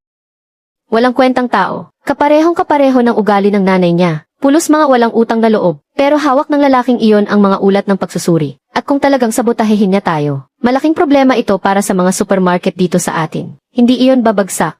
Maliit na bahagi lang naman ang benta natin dito. Barya-barya lang iyon kung tutuusin. Kung gusto niyang makipaglaro, sige, sabayan natin siya. Ito na rin ang magandang pagkakataon para tuluyan nating mapalawak ang bentahan sa iba pang probinsya. Oras na para makipag-ugnayan sa mga distributor sa labas ng probinsya na napag-usapan natin noon. Isa na naman, iyong supermarket ng mga sariwang produkto sa silangang bahagi ng lungsod. Halos 1 taon na rin tayong nagtutulungan. Tapos bigla na lang silang huminto ng ganoon kadali. Si Zhao Li ang may gawa nito. Sino pa ba? Nagbanta siya na kung sino ang kumuha ng paninda natin, ay haharangin ang inspection report nila, at kung saan-saan pa niya ipinagkakalat na may kahina-hinalang kemikal ang mga produkto natin. Sa loob lang ng kalahating araw, putol na lahat ng lokal na bentahan natin. Talagang napakarumi maglaro ng lalaking yan. Bakit ka natataranta? 20% lang naman ang lokal na bentahan natin. Hayaan mo nang mawala yan. Ipunin na lang natin ang mga paninda para ibenta sa ibang probinsya. Mas mataas pa ang presyo doon. Sinasabi ko na nga ba na gagawin ni Zhao Li ang ganyang galawan? Nabalitaan mo na rin pala. Noong umikot ako sa palengke kaninang umaga, narinig kong pinag-uusapan ng ilang may-ari ng pwesto doon. Nagbanta raw si Zhao Li na kung sinong maglakas loob na makipagnegosyo sa iyo, ay haharangan ang clearance para makapasok ang paninda nila. Akala ko pa naman ay mamumblema ka, na hindi ka na makakain sa tindi ng pag-aalala. Mukhang handang-handa ka na pala talaga. Hindi naman hahantong sa hindi ako makakain.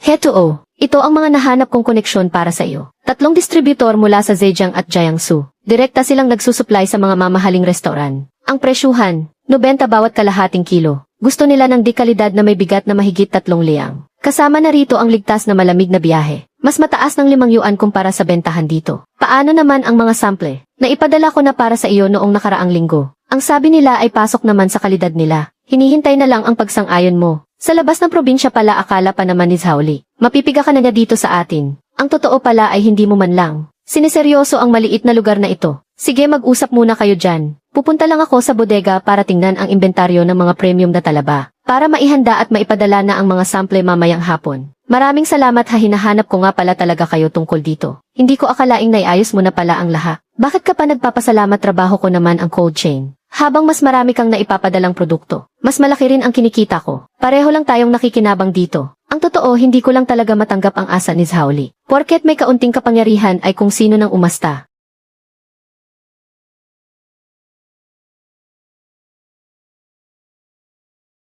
Howzy, naku, patay tayo dyan. Kakalabas lang ng anunsyo ng County Fisheries Association. Sinasabi rito na may nakarating daw na sumbong sa kanila. Kaya pansamantalang sinuspindi muna ang membership natin. At sa mga susunod na lokal na eksibisyon, pati sa mga suporta mula sa gobyerno ay wala na tayong aasahan. Sakto dahil may dala rin akong magandang balita. Tungkol ito sa Provincial Agricultural Expo. May nakuha akong prime booth sa Smart Aquaculture Zone.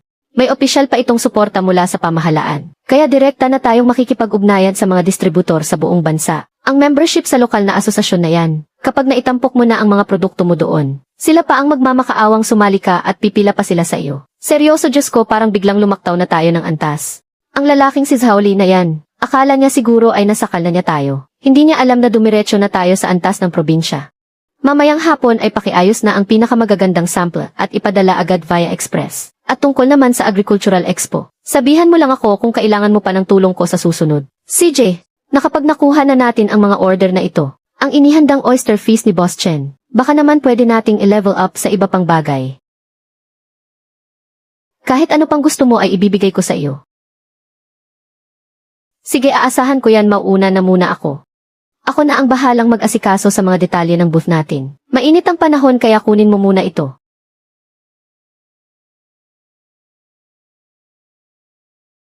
Haha, mukhang magiging matagumpay nga ito.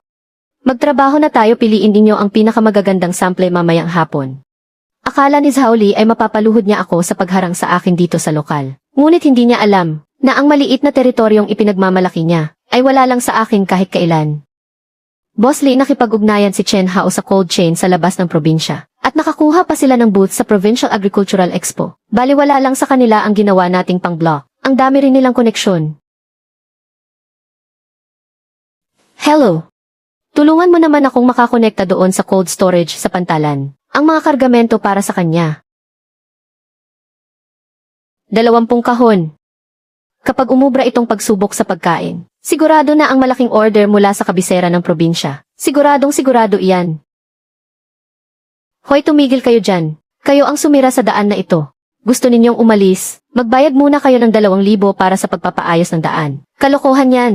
Sa buong barangay ang daang ito. Araw-araw namang may dumadaan ditong truck. Bakit sa amin ninyo isinisisi? Huwag kang ang maghanap ng gulo. Nagmamadali kaming maghatid ng kargamento. Kapag nahuli kami sa schedule ng barko, kaya mo ba kaming bayaran? Hindi ko kaya, kaya huwag niyo nang asahang makakaalis kayo ngayon. Gusto mo bang itapon ko sa dagat ang lahat ng talaba sa truck mo? Boss, kapag hindi pa tayo umalis ngayon, hindi na talaga natin maabutan ang pagsakay sa barko. Kung pera ang gusto mo, sige. Ang pagkaantala ng barko. Ang multa sa paglabag sa kontrata ay 30,000. Ang sira sa mga pinalamig na produkto ay 50,000. Sa kabuuan ay 80,000. Kaya mo ba kaming bayaran dyan? Ibibigay ko sa iyo ang 2,000 na ito. Sino ba ang tinatakot mo? Akala mo ba matatakot mo ako ng ganyan-ganyan lang? Kapag hindi ka nagbayad ngayon, huwag mong asahang makakalabas ang truck na ito sa barangay. Sige, sagasaan mo ako kung matapang ka talaga. Tingnan ko lang kung kaya mo. Sige, sagasaan mo ako kung matapang ka talaga. Tingnan ko lang kung kaya mo. May 3 malilinaw na kiki sa kanto. Pananakot at panggugulo.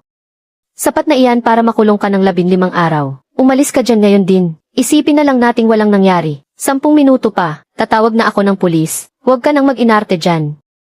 Malay ba namin kung edited yung video mo? Sige, tumawag ka kung matapang ka. Akala mo naman takot ako sa'yo. Doon sa pasukan ng lupang daan sa dike, 3 tao ang humarang sa sasakyan para mang-extort. Naantala tuloy ang pag-deliver ng mga frozen na produkto. CJ, ikaw na ang magaling. Tingnan na lang natin. Ano ba iyan? Matapang lang sa mahina. Siguradong pinadala ito ng buwisit na si Zhaoli. Maliban sa kanya, walang ibang gagawa ng ganito kaduming trabaho. Makakatakas man sila ngayon, pero hindi ang ebidensya. Malinaw na malinaw ang kuha sa kiki. Kapag inimbestigahan ang mga taong to, hindi rin makakatakas ang utak sa likod nito. Ang bago at lumang atraso. Tamang-tama para pagbayarin siya ng sabay-sabay. Zhaoli, harapan na talaga ang maduming laro mo. Dahil ikaw na mismo ang lumapit sa akin. Huwag mo akong sisihin kung pati ikaw ay tuturuan ko ng leksyon. Boss Lee, hindi pwede to. Masyadong matigas ang ulo ng lalaking iyon. Tumawag talaga siya sa pulis. Wala tayong magagawa kundi umatras. Chen Hao, ang lakas ng loob mo. Pinahiya mo ako. Hinadlangan mo ang mga plano ko. Tingnan na lang natin sa susunod. Ang atrasong to, pagsisihan mo ito ng doble. Hao, pakinggan mo ang payo ng lolo mo. Umiiyak na lumapit sa akin sigilan kaninang umaga. Sabi niya idedemanda mo raw si Zhaoli. Kailangan pa nating imbestigahan ng malalim yung tungkol sa pagharang sa sasakyan. Ayaw din nilang palampasin yung ginawa ni Zhao Tao. Bata pa si Zhao Tao. Kapag nagkaroon talaga siya ng criminal record, mahihirapan na siyang makahanap ng trabaho o mapapangasawa. Kahit ano pang sabihin mo, tita at pinsan mo pa rin sila. Kahit anong mangyari, pamilya pa rin kayo. Bakit kailangan mo pa silang sirain ng tuluyan? Nga naman, matuto ka namang magpatawad. Kapag ipinakulong mo talaga ang sarili mong pamilya, mapapahiya ang buong angkan natin, pagtatawanan at husgahan pa tayo ng ibang tao. Pamangkin ko. Humihingi na ng tawad si tita sa iyo. Naguluhan lang talaga si tita noon, at nakagawa ng pagkakamali. Kahit saktan mo pa ako o kagalitan, tatanggapin ko lahat. Nagmamakaawa ako sa iyo, parang awa mo na. Palayain mo na sina Zhao Li at Zhao Tao. Kapag nawala ng trabaho si Zhao Li, at kapag nagkaroon ng criminal record si Zhao Tao, hindi na kami makakapamuhay ng maayos ng mga anak ko. Chen Hao, tingnan mo naman ito. Lumuhod na nga siya sa harap mo. Huwag mo naman siyang sagarin ng ganyan. Tama na yan, sobra na. Gusto mo ba talagang mapatay ang sarili mong pamilya? Lumuhod na nga sa harap mo. Patawarin mo na, sapat na yan. Tita mo pa rin naman siya. Napakatigas naman ng puso mo. Magnakaw ng mga talaba, pumutol ng mga kable ng kuryente. Magpakalat ng chismis para harangin ang benta. Mangharang ng mga sasakyan para manggipit at manghingi ng pera. 5 o 6 na beses na nilang ginagawa yan. Sa bawat pagkakataon, pinagbibigyan ko pa sila. Noong gumagawa sila ng masama, bakit hindi nila naisip na pamilya kami? Ngayong kailangan na nilang panagutan ang ginawa nila. Luluhod sila ngayon para magdrama sa harap ng lahat. Para pilitin akong manahimik na lang. Kung talagang nagsisisi sila, sumuko sila sa presinto. Bayaran ang dapat bayaran at tanggapin ang parusa. Walang silbi ang pagluhod nyo sa akin. Walang pakialam ang batas sa ganyan. Gusto mo ba talaga kaming mamatay sa ginagawa mo na yan? Ayoko na ring mabuhay. Sige, ganyan ka pala, Chen Hao. Ayaw mo talagang makinig sa amin, no? Titingnan ko lang kung hanggang saan ka aabot. Ginalit mo na ang lahat ng kamag-anak mo. Paano ka pa makakapamuhay sa nayon na ito pagkatapos nito? Kumbaga siya lang pala talaga ang gumawa ng sarili niyang problema. Pag-arte lang pala yung pagluhod niya ng napakatagal doon. Nagnakaw na nga ng gamit ng iba, sinira pa ang mga kagamitan nila. Kung ako rin naman hindi ko palalampasin yan. Hindi na talaga dapat pinaniniwalaan ang mga sinasabi niya mula ngayon. Ang galing niyang magkunwari. Napakawalang kwenta naman yan. Ginamit pa talaga ang pagluhod para lang mang-guilt trip. Nakakahiya talaga siya. Hayaan mo silang magsalita kung anong gusto nila. Kung ayaw nilang madaan sa maayos na usapan, dadaanin natin sa patakaran. Ipaalam mo na sa lahat. Ipadala na ang email ng reklamo ngayong araw. Ipadala na rin ang sulat ng abogado kasabay nito. Sige po, masusunod. Gagawin ko na po agad ito ngayon. Howzy. Totoo bang ipapadala mo talaga ang recording sa main office? Kapag naipadala mo yan, siguradong mawawala ng trabaho si Zhao Li. Siya naman ang sumira sa sarili niyang hanap buhay. Ginamit niya ang posisyon niya sa pangatlong panig na inspeksyon para mang-abuso ng kapangyarihan para sa sariling pakinabang. Sinasadyang gipitin ang mga negosyante para kumita ng ilegal. Labag na labag yan sa mga patakaran at regulasyon ng industriya. Pati na rin sa mga panuntunan para sa mga outsourced na pampublikong serbisyo. Nagpapasa lang naman ako ng mga totoong detalye at katotohanan ng nangyari. Naglilikom lang ako ng mga legal na ebidensya para ipagtanggol ang aking karapatan ayon sa patakaran. Naipadala ko na ang email. Kailangan na lang nating hintayin ang resulta ng opisyal na investigasyon. Matagal lang nagtatrabaho doon si Zhao Li. Malakas ang kapit niya at marami siyang koneksyon doon. Sa tingin mo ba magiging patas talaga ang desisyon ng main office? At paniniwalaan ba nila ang panig nating mga simpleng negosyante lang? Para sa isang legal at seryosong kumpanya, ang pinakaayaw nila ay ang mga empleyadong nanamantala para sa sariling pakinabang. At ang mga lumalabag sa patakaran at disiplina. Sumisira sa reputasyon ng industriya, lumabag sa pinakamahigpit na patakaran ng sistema. Kumpleto ang ating mga ebidensya, legal ang pinagmulan, totoo at pwedeng i-verify. May sapat na dokumento at sumunod sa buong proseso. Hindi na niya ito maitatanggi pa. Hindi na niya malilinis ang pangalan niya. At saka, nakahanda na ako bago pa man ito mangyari. Nagtalaga na ako ng lisensyadong abogado para tapusin ang lahat ng legal na proseso sa pag-freeze ng ari-arian bago ang kaso. Upang legal na i-freeze ang kay Zhao Li at sa kanyang pamilya. Mga ari-arian bank account at iba pang pinansyal na asset sa ilalim ng pangalan nila. Para mapigilan ang masamang balak niyang ilipat ang mga ari-arian niya at makatakas sa parusa. Ang buong proseso ay legal at may matibay na batayan. Napakahusay mo talagang mag-isip. Ang pamilyang ito, kilalang kilala sa paghahanap ng butas para takasan ang responsibilidad. Ang hakbang na i-freeze ng maaga ang mga asset ay talagang napakatalino at siguradong sigurado. Ang gamitin ang kapangyarihan sa outsourcing para mangikil sa mga kliyente para sa sariling interes. Sobrang lakas ng loob niya.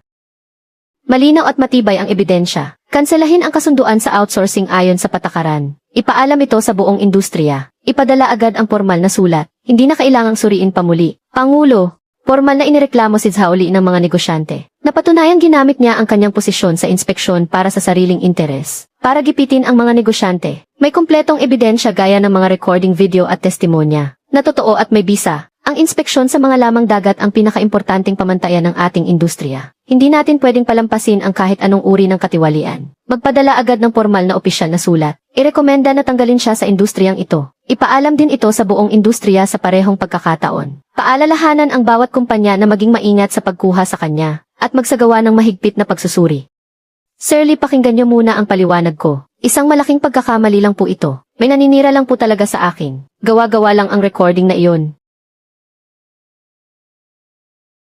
Nagawa natin, Hauzi, nagawa natin. Kinansela na ang kontrata ni Zhao Li. Tinanggal din siya bilang Secretary General ng asosasyon. Inanunsyo na ito sa buong industriya. Tapos na talaga ang karera niya ngayon. Nagawa natin, Hauzi, nagawa natin. Kinansela na ang kontrata ni Zhao Li. Tinanggal din siya bilang Secretary General ng asosasyon. Inanunsyo na ito sa buong industriya. Tapos na talaga ang karera niya ngayon. Ginamit niya ang otoridad sa pagsusuri para mang-api. Pero sa huli siya rin ang nawalan ng kabuhayan. Buti nga sa kanya, karma talaga. Unang hakbang pa lang ito. Inimbestigahan pa ng pulis ang pagharang sa sasakyan. Kapag umabot sa kanya ang investigasyon, may atraso pa siya sa panggugulo na dapat panagutan. Buti nga sa kanya, sino ba naman kasing matinong tao ang gagawa niyan? Nabalitaan ko lang na sinibak si Zhao Li. Ang galing mo, Boss Chen. Tahimik mo lang na sinira ang kabuhayan niya. Kasalanan niya dahil lumabag siya sa patakaran. Kahit ano pa man, ngayong solved na ang pinakamalaking problema natin. Selyado na ang 50,000 kilo ng order mula sa ibang probinsya. Ihahatid na ito sa simula ng susunod na buwan. Pwede na tayong mag-focus sa paghahanda para sa Agricultural Expo. Chen Hao, sinira mo ang trabaho ko.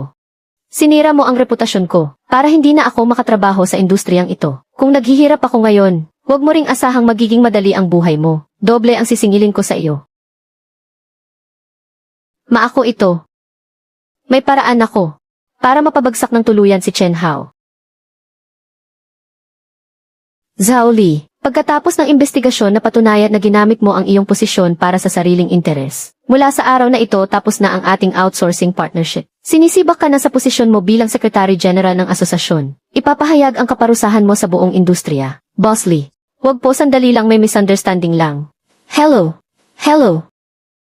Zhao Li, hindi natuloy ang kasal na ito. Nawalan ka na ng trabaho, at nasangkot pa sa kaso. Ayaw na ng pamilya ng babae na magpakasal siya sa iyo. Ibabalik ng buo ang dote. Huwag na tayong mag-usap kailanman. Aling Zhang, anong nangyayari? Maayos naman ang lahat, bakit biglang urong? Aling Zhang, sandali lang.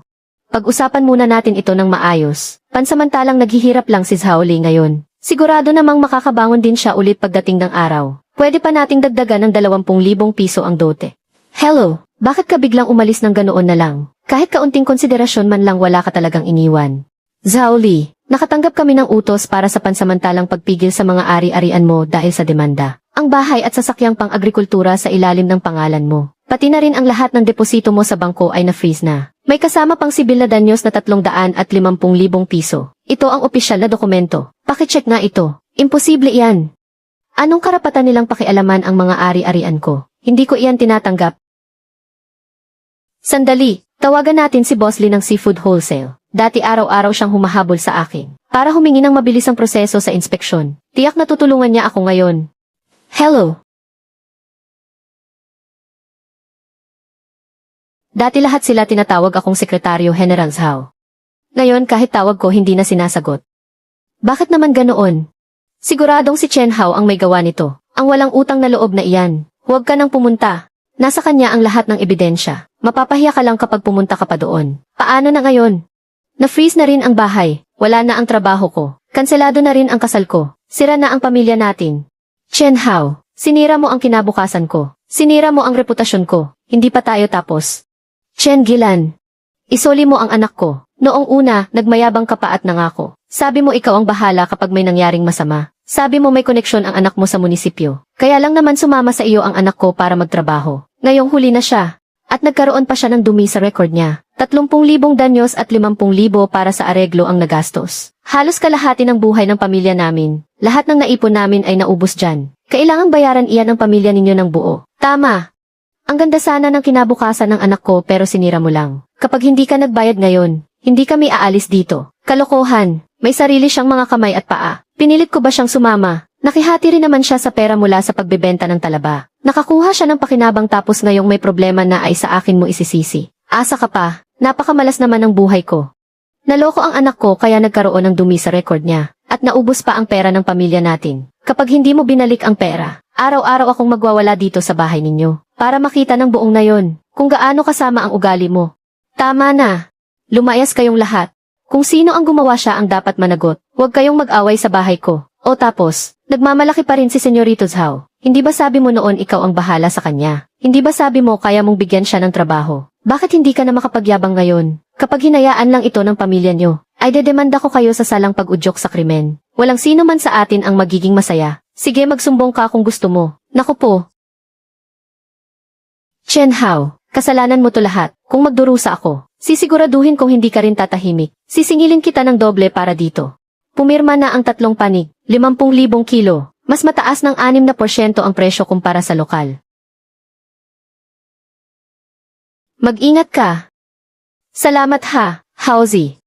Isang buong umaga pa lang 42 pamilya na ang nagpalista. Doble kumpara sa inaasahan. CJ, hindi na sayang ang pagod natin. I-schedule mo na ang mga technical na klase natin. Bukas na tayo magsisimula. Lilipas din ang kaguluhang ito. Kailangan nating magpatuloy sa buhay. Naku po, napakahirap ng buhay ko. Tinulak ako ng sarili kong pamangkin sa kahirapan at pagkawasak. Kumuha lang naman ako ng kaunting talaba sa kanya. Kailangan ba talagang sirain niya ako ng tuluyan? Magkamag-anak naman tayo at iisang pamilya. Tita niya pa rin naman siya kahit paano. Medyo sumobra naman yata ang ginawa niya. Nga eh. Dapat marunong din siyang magpatawad. Huwag kayong magpapaloko sa kanya. Pinutol niya ang mga kable ng kuryente nung hating gabi. Nagtapon siya ng mga ligaw na damo sa alagaan ng talaba. Nagkakalat siya ng chismis para sirain ang reputasyon niya. May ginagawa bang ganoon ang isang tunay na tita? Muntik na niyang maubos ang mahigit 300,000 puhunan ng tao. Palagi siyang pinagbibigyan. Pero siya pa itong, umaarte pa siyang biktima para kaawaan ng mga tao. Siya pala talaga ang gumawa ng gulo. Akala ko pa naman talaga siya ang inaapi. Magnakaw pala ng mga gamit ng iba. Sinira pa nga ang negosyo ng iba. Tapos ngayon nagpapaawa pa. Ang kapal talaga ng mukha niya. Kung ako rin hindi ko matitiis iyon. Krimen na ang ginawa niya. Ayoko nang mabuhay. Iuntog ko na lang ang ulo ko rito para mamatay. Chen Gilan. Kapag nagwala ka, patatawag na ako sa presinto ngayon din. Ikaw na nga itong lumabag sa batas. Tapos may lakas ng loob ka pang mag-eskandalo rito sa barangay. Siya ba yung Chen Gilan na nagnakaw ng mga talaba? Balita ko nawalan din ng trabaho ang anak niya. Kasalanan naman niya iyan. Imbis na maging mabuting kamag-anak, gumamit pa talaga ng maruming paraan. Lizzie. Anak, hindi matatanggap ni nanay ang nangyaring ito. Pinagtatawanan na ng buong barangay ang pamilya natin. Kasalanan tong lahat ng walang utang na loob na si Chen Hao. Kapag hindi natin siya pinabagsak, hindi na kailanman makakataas noo ang pamilya natin. Alam ko, sabay natin silang tirahin sa 2 paraan. Isama mo si Zhao Tao at pumuslit kayo sa daluyan ng tubig para maglagay ng lason. Para mamatay ang lahat ng binhi ng talaba sa palaisdaan niya. Susuhulan ko naman ang kaswal na trabahador sa cold storage. At papalitan ko ang mga dekalidad na talaba ng mga maliliit at reject. Para masira ang pangalan ng produkto niya sa ibang probinsya. Pababagsakin natin siya sa isang iglap. Gusto kong mawala sa kanya ang lahat at malugi siya ng lubusan. Nang hindi na siya makabangon pa kailanman. Sige, ganyan ang gawin natin. Kakausapin ko mamaya si Zhao Tao. Sasabihin ko sa kanya na ipapakasal natin ang pinsan mo sa kanya. At dadagdagan pa natin ang 20,000 piso para sa dote. Desperado na ang batang yan na magkaasawa. Tiyak na papayag siyang gawin ito. Nay, susunod ako sa lahat ng sasabihin mo. Sa pagkakataong ito, sisiguraduhin nating masisira ang reputasyon ni Chen Hao. Manager Wang, napakahalaga ng espesyal na order na ito para sa mga malalaking supermarket sa ibang probinsya. Pakiusap, bantayan ninyong mabuti ito. Huwag kayong mag-alala, Boss Chen. Sinusubaybayan namin ang buong proseso mula sa pinagmulan. Siguradong babantayan naming maigi. Duda ko may makikialam sa mga kargamento para palitan ang mga ito. Dagdagan ng 2 nagpapatrolya sa may bodega. Gawing high definition ang lahat ng kuha ng kiki. Double check nating muli ang lahat ng numero ng selyo ngayong gabi. Huwag kayong mag-alala, Boss Chen. Sinusubaybayan namin ang buong proseso mula sa pinagmulan. Siguradong babantayan naming maigi.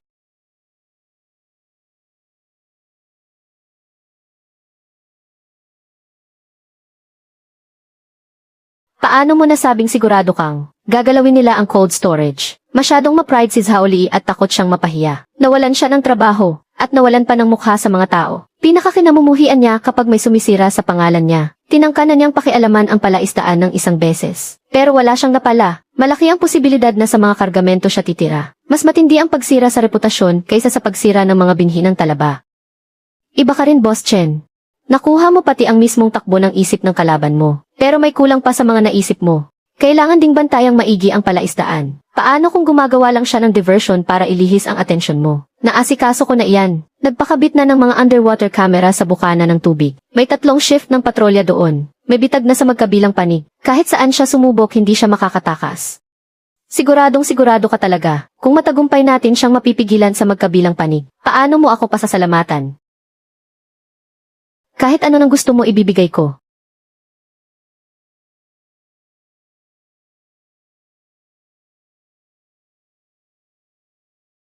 Naikabit na lahat ni Hauzi.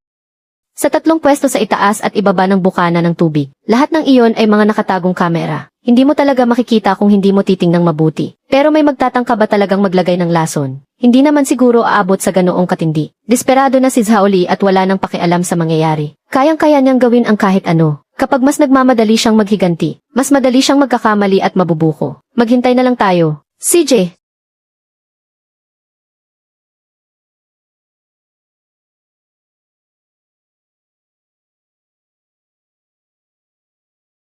Malakas ang hangin sa baybayin, baka lamigin ka. Hindi ko akalaing napakaalalahanin pala ni Boss Chen. Nakalatag na ang lambat. Chen Gilan at Zhaoli. Kapag naglakas loob kang makialam, huwag mo nang asahang makakaatras ka pa. Tia, gagawin talaga natin ito. Kapag nahuli tayo rito, siguradong makukulong tayo niyan. Bakit hindi pupunta rito si Kuya Lee? Duwag mo naman. Kabisado ko na ang mga security camera. Blind spot ang pwestong ito. Hindi tayo makukunan ng video rito. Doon kikilo si Kuya Lee mo sa may cold storage. Sasabayan natin mula sa magkabilang dulo. Para mataranta si Chen Hao at hindi malaman kung ano ang unahin. Nakikita mo ba iyan? Pamangkin ko iyan sa malayong kamag-anak ng pamilya ko. Napakaganda at napakaayos ng kanyang hitsura. Kapag nagtagumpay tayo, irereto kita sa kanya. Dagdagan ko pa ng 20,000 piso para sa dote. Para maikasal na kayo agad. Napakaganda nga ng babaeng ito. Sa estado kong ito, hindi ko man lang pinangarap na magkaroon ng ganyang asawa. Kung matutuloy talaga ito, ang aking mga magulang ay makakataas na rin ng noo sa nayon. Magtatapon lang naman ng kaunting lason. Wala namang makakakita sa atin. Susugal na ako rito. CJ! Tia! Susunod ako sa iyo. Anong gintong talaba ba iyan? Mabulok silang lahat sa dagat. Tingnan natin kung paano mo pa iyan maibibenta sa mataas na presyo. At kung paano ka pa magpapasikat sa buong nayon. Tara na, umalis na tayo agad. Walang kaalam-alam ang kahit sino rito. Kahit baligtarin pa niya ang mundo, hindi niya malalamang tayo ang may gawa. Napakasamang babae. Talagang nagawa niya kaming pinsalain ng husto. Gusto talaga niyang sirain ang ating ikabubuhay. Habulin na natin ngayon din. Hulihin sa mismong akto. Tingnan natin kung makatanggi pa siya. Walang silbi kung hulihin ngayon. Ipagpipilitan lang niyang pampalinis at pampataba lang ng tubig iyon. Hindi siya mapapatawa ng mabigat na parusa. Hintayin muna nating kumuha ng sample ang opisina ng pangisdaan para masuri. Kapag buo at matibay na ang mga ebidensya, saka na natin siya hulihin. Aon muna ang sirkulasyon ng tubig sa buong palaisdaan. Maglagay ng biological detoxifier para mabawasan ng husto ang pinsala. Ilista muna natin ang atrasong ito. Bukas sa harap ng buong barangay. Doon natin siya dahan-dahang sisingilin. Chen Gilan, sa pagkakataong ito wala nang makapagliligtas sa iyo. Zhaoli, kahit nagtatago ka pa sa likod, huwag mong asahang makatatakas ka rin. Balita ko may malaking problema sa palaisdaan ng Talaba. Sabi ko na nga ba, masyadong mapusok ang mga kabataan. Kumita lang ng kaunting pera lumaki na agad ang ulo. Nagsasamantala sa pampublikong tabing dagat para lang yumaman ng mabilis. Walang ganoon kadaling bagay. Tiyak na babagsak din sila balang araw. Pinatawag ko kayong lahat para sa isang bagay lang. Kagabi may naglagay ng lason sa palaisdaan ng Talaba. Huling-huli sa KCD ang buong pangyayari. Kung sino man ang gumawa niyan umamin na kayo ngayon. Jesus Mariosep. Hindi ba sigilan iyan?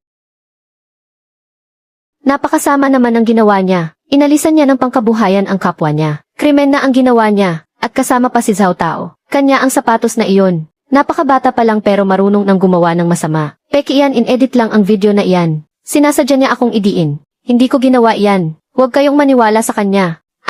Talaga bang idiniin ka lang? Ang resulta ng laboratorio ang magpapasya. Yung sample ng tubig na kinuha ng istasyon ng pangisdaan kaninang madaling araw. May mga sangkap talaga ito ng pinagbabawal na lason. Nandito ang opisyal na selyo. Malinaw na malinaw. Buti nga sa inyo Carmanyo yan. Sobrang kawalang hiyaan yan. Kahit sino naman hindi makakapagtimpi dyan. O ano gayon Carmanyo na yan?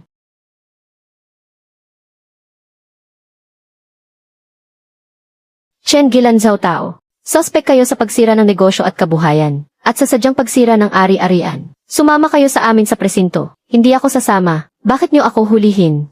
Ang anak kong si Zhaoli. May malakas siyang kapit sa munisipyo. Hindi niyo ako pwedeng galawin. Lena, saan ka na? Lumabas ka riyan at iligtas mo si Mama.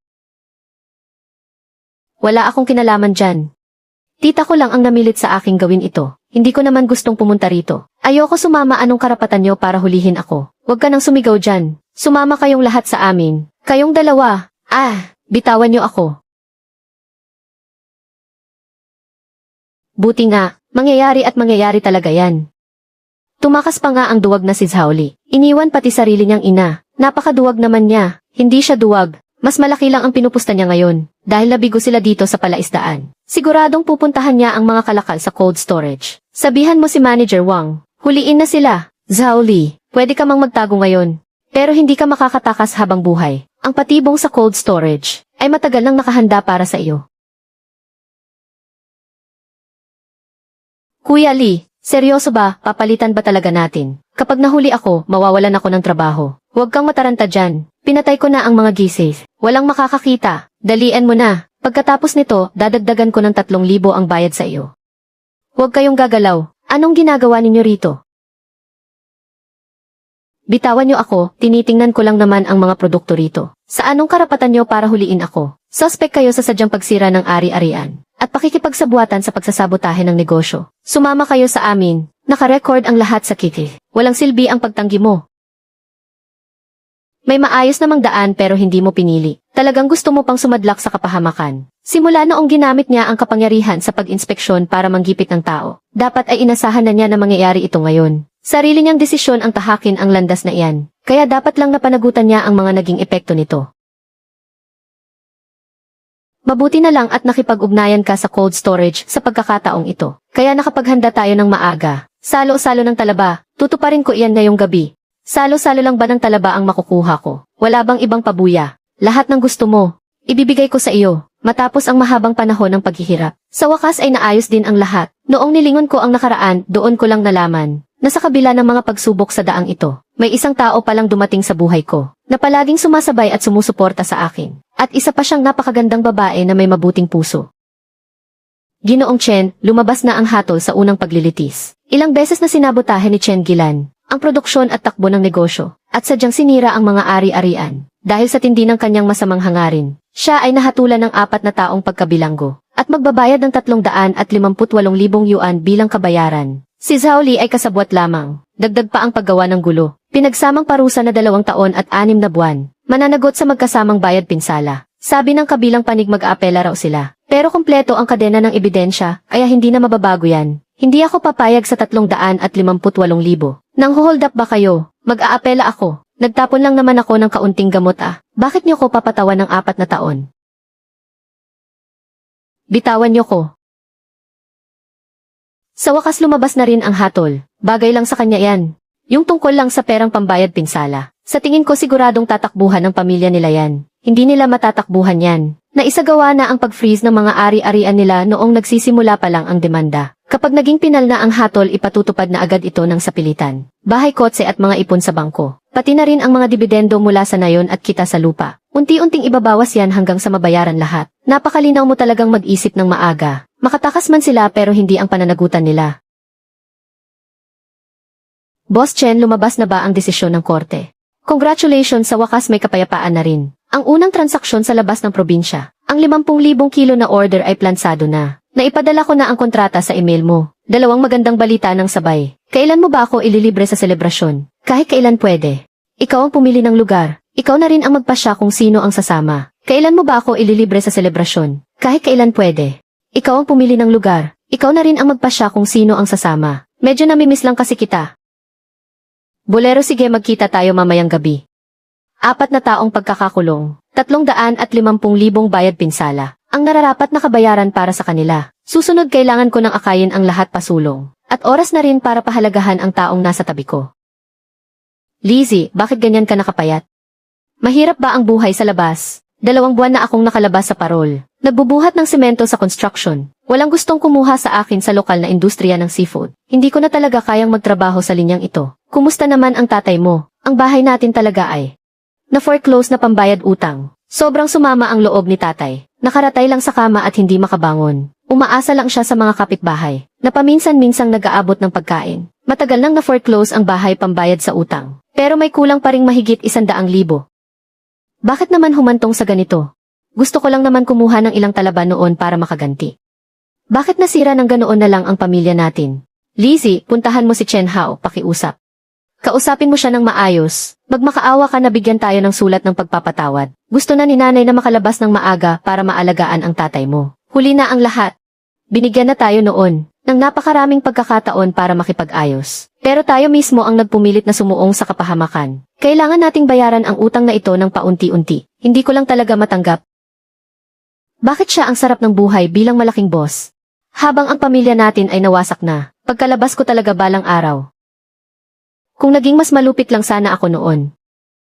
At nagtago ng mas maigi, hindi sana tayo aabot sa ganitong kalagayan. Pero wala na ring silbi ang lahat ng sabihin ko ngayon. Sir Chen, nagpapasabi ang pamilya ni Chen Gilan na humihingi sila ng sulat ng pagpapatawad. Gusto nilang mapababa ang parusa sa kanya. Huwag na, hayaan silang mahatulan at magbayad kung ano ang nararapat. Hindi ko pipirmahan ang sulat ng pagpapatawad. Talaga bang hindi mo sila mapapatawad? Noong nagbuhos siya ng kemikal sa dagat, hindi niya binigyan ng pagkakataong mabuhay ang mga binhi ng talaba. At saka isa pa, ang patakaran ay patakaran. Kung gagawa ako ng eksepsyon ngayon dahil lang kamag-anak ko siya, iisipin na ng lahat sa susunod, na kapag gumawa ka ng masama magpaawa ka lang ay makakalusot ka na. Magugulo lang ang pamamalakad dito sa baybayin. Hindi sa pinag-iinitan ko siya, kundi ang mga sumisira sa patakaran ang kinakalaban ko. Ang mga tapat magtrabaho ang dapat kumita ng malaki, at ang mga mandaraya ang dapat maparusahan. Ito naman dapat ang pinakasimpleng katotohanan. Kapag nagkamali ka dapat mong panagutan. Ngayong araw, ang kooperatiba ng pagpaparami ng Jinwen Oyster ay opisyal nang itinatag.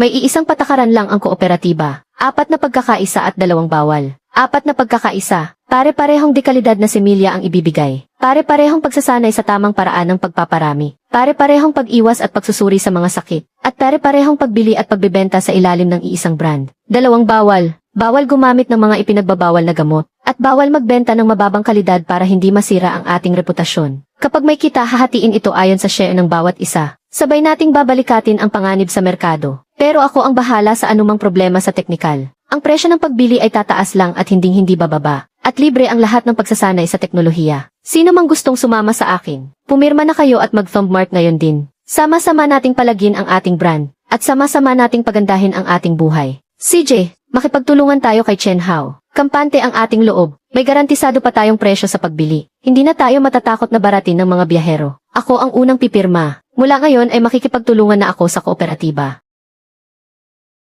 Chen Hao, naging tanga ako noon. Nakinig ako sa panunulso ni Chen Gilan. Pasensya ka na talaga. Sasama na ako sa iyo mula ngayon. Sisiguraduhin kong aalagaan ko ito ng mabuti. Hinding-hindi ako magiging pabigat. Kalimutan na natin ang nakaraan. Basta magsipag lang, siguradong kikita ng pera. Kapag sumama kay Chen Hao, kampante ang loob ko. Noong mag-isa pa akong nagpaparami nito, walang katiyakan kung saan ibebenta, at hindi man lang tumataas ang presyo. Pero ngayong may kooperatiba na, masigurado na. Anong tinitingnan mo dyan? Napakalaki ng tulong ni Miss Xu sa atin. Kailangan natin siyang pasalamatan ng maayos pagkatapos nito. Tingin ko napakasipag at madiskarte ng babaeng yan. Bagay na bagay talaga kayong dalawa.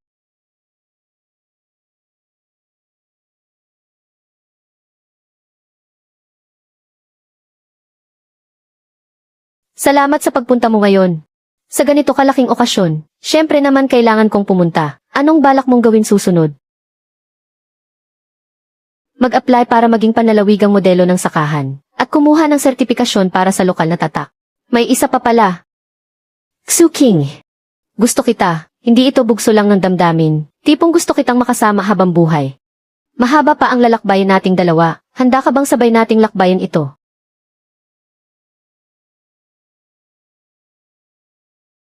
Baliw ka talaga. Bakit di ba palagi naman akong nasa tabi mo?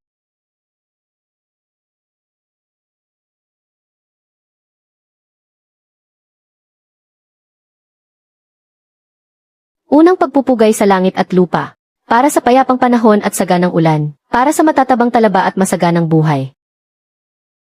Pangalawang pagpupugay sa ating mga magulang, para sa malusog na pangangatawan, at saganang kabuhayan ng buong pamilya, pagpupugay ng mag-asawa sa isa't isa, naway magkaisa ang ating puso at isipan, at umagos ang saganang biyaya at kayamanan.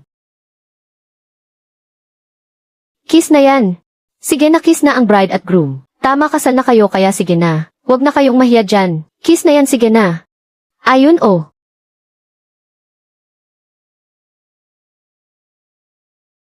Chen Hao, King, binabati namin kayo. Lalong gumaganda ang buhay namin dahil sa inyo. Dapat manatili kayong masaya at nagmamahalan. Salamat sa inyong lahat. Mula ngayon, magkakasama tayo, na magsusumikap para mas lalo pang umasenso ang buhay natin.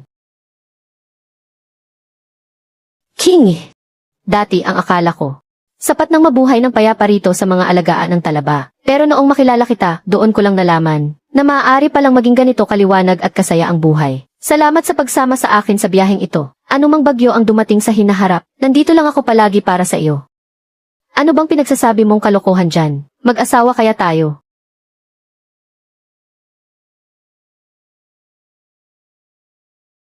Hauzi, King.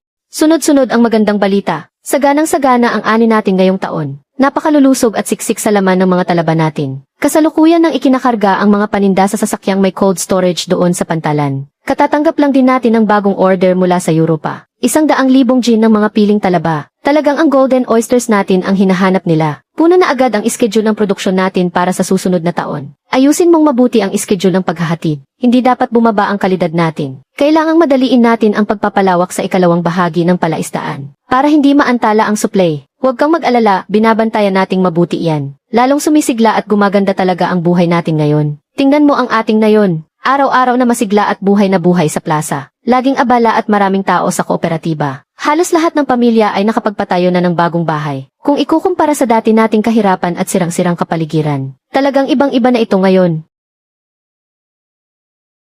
Bakit? Anong nangyari? Nasusuka ka ba sa lansa ng hangin mula sa dagat? Ayos lang ako. Baka. Hindi lang dahil sa simoy ng dagat. Talaga.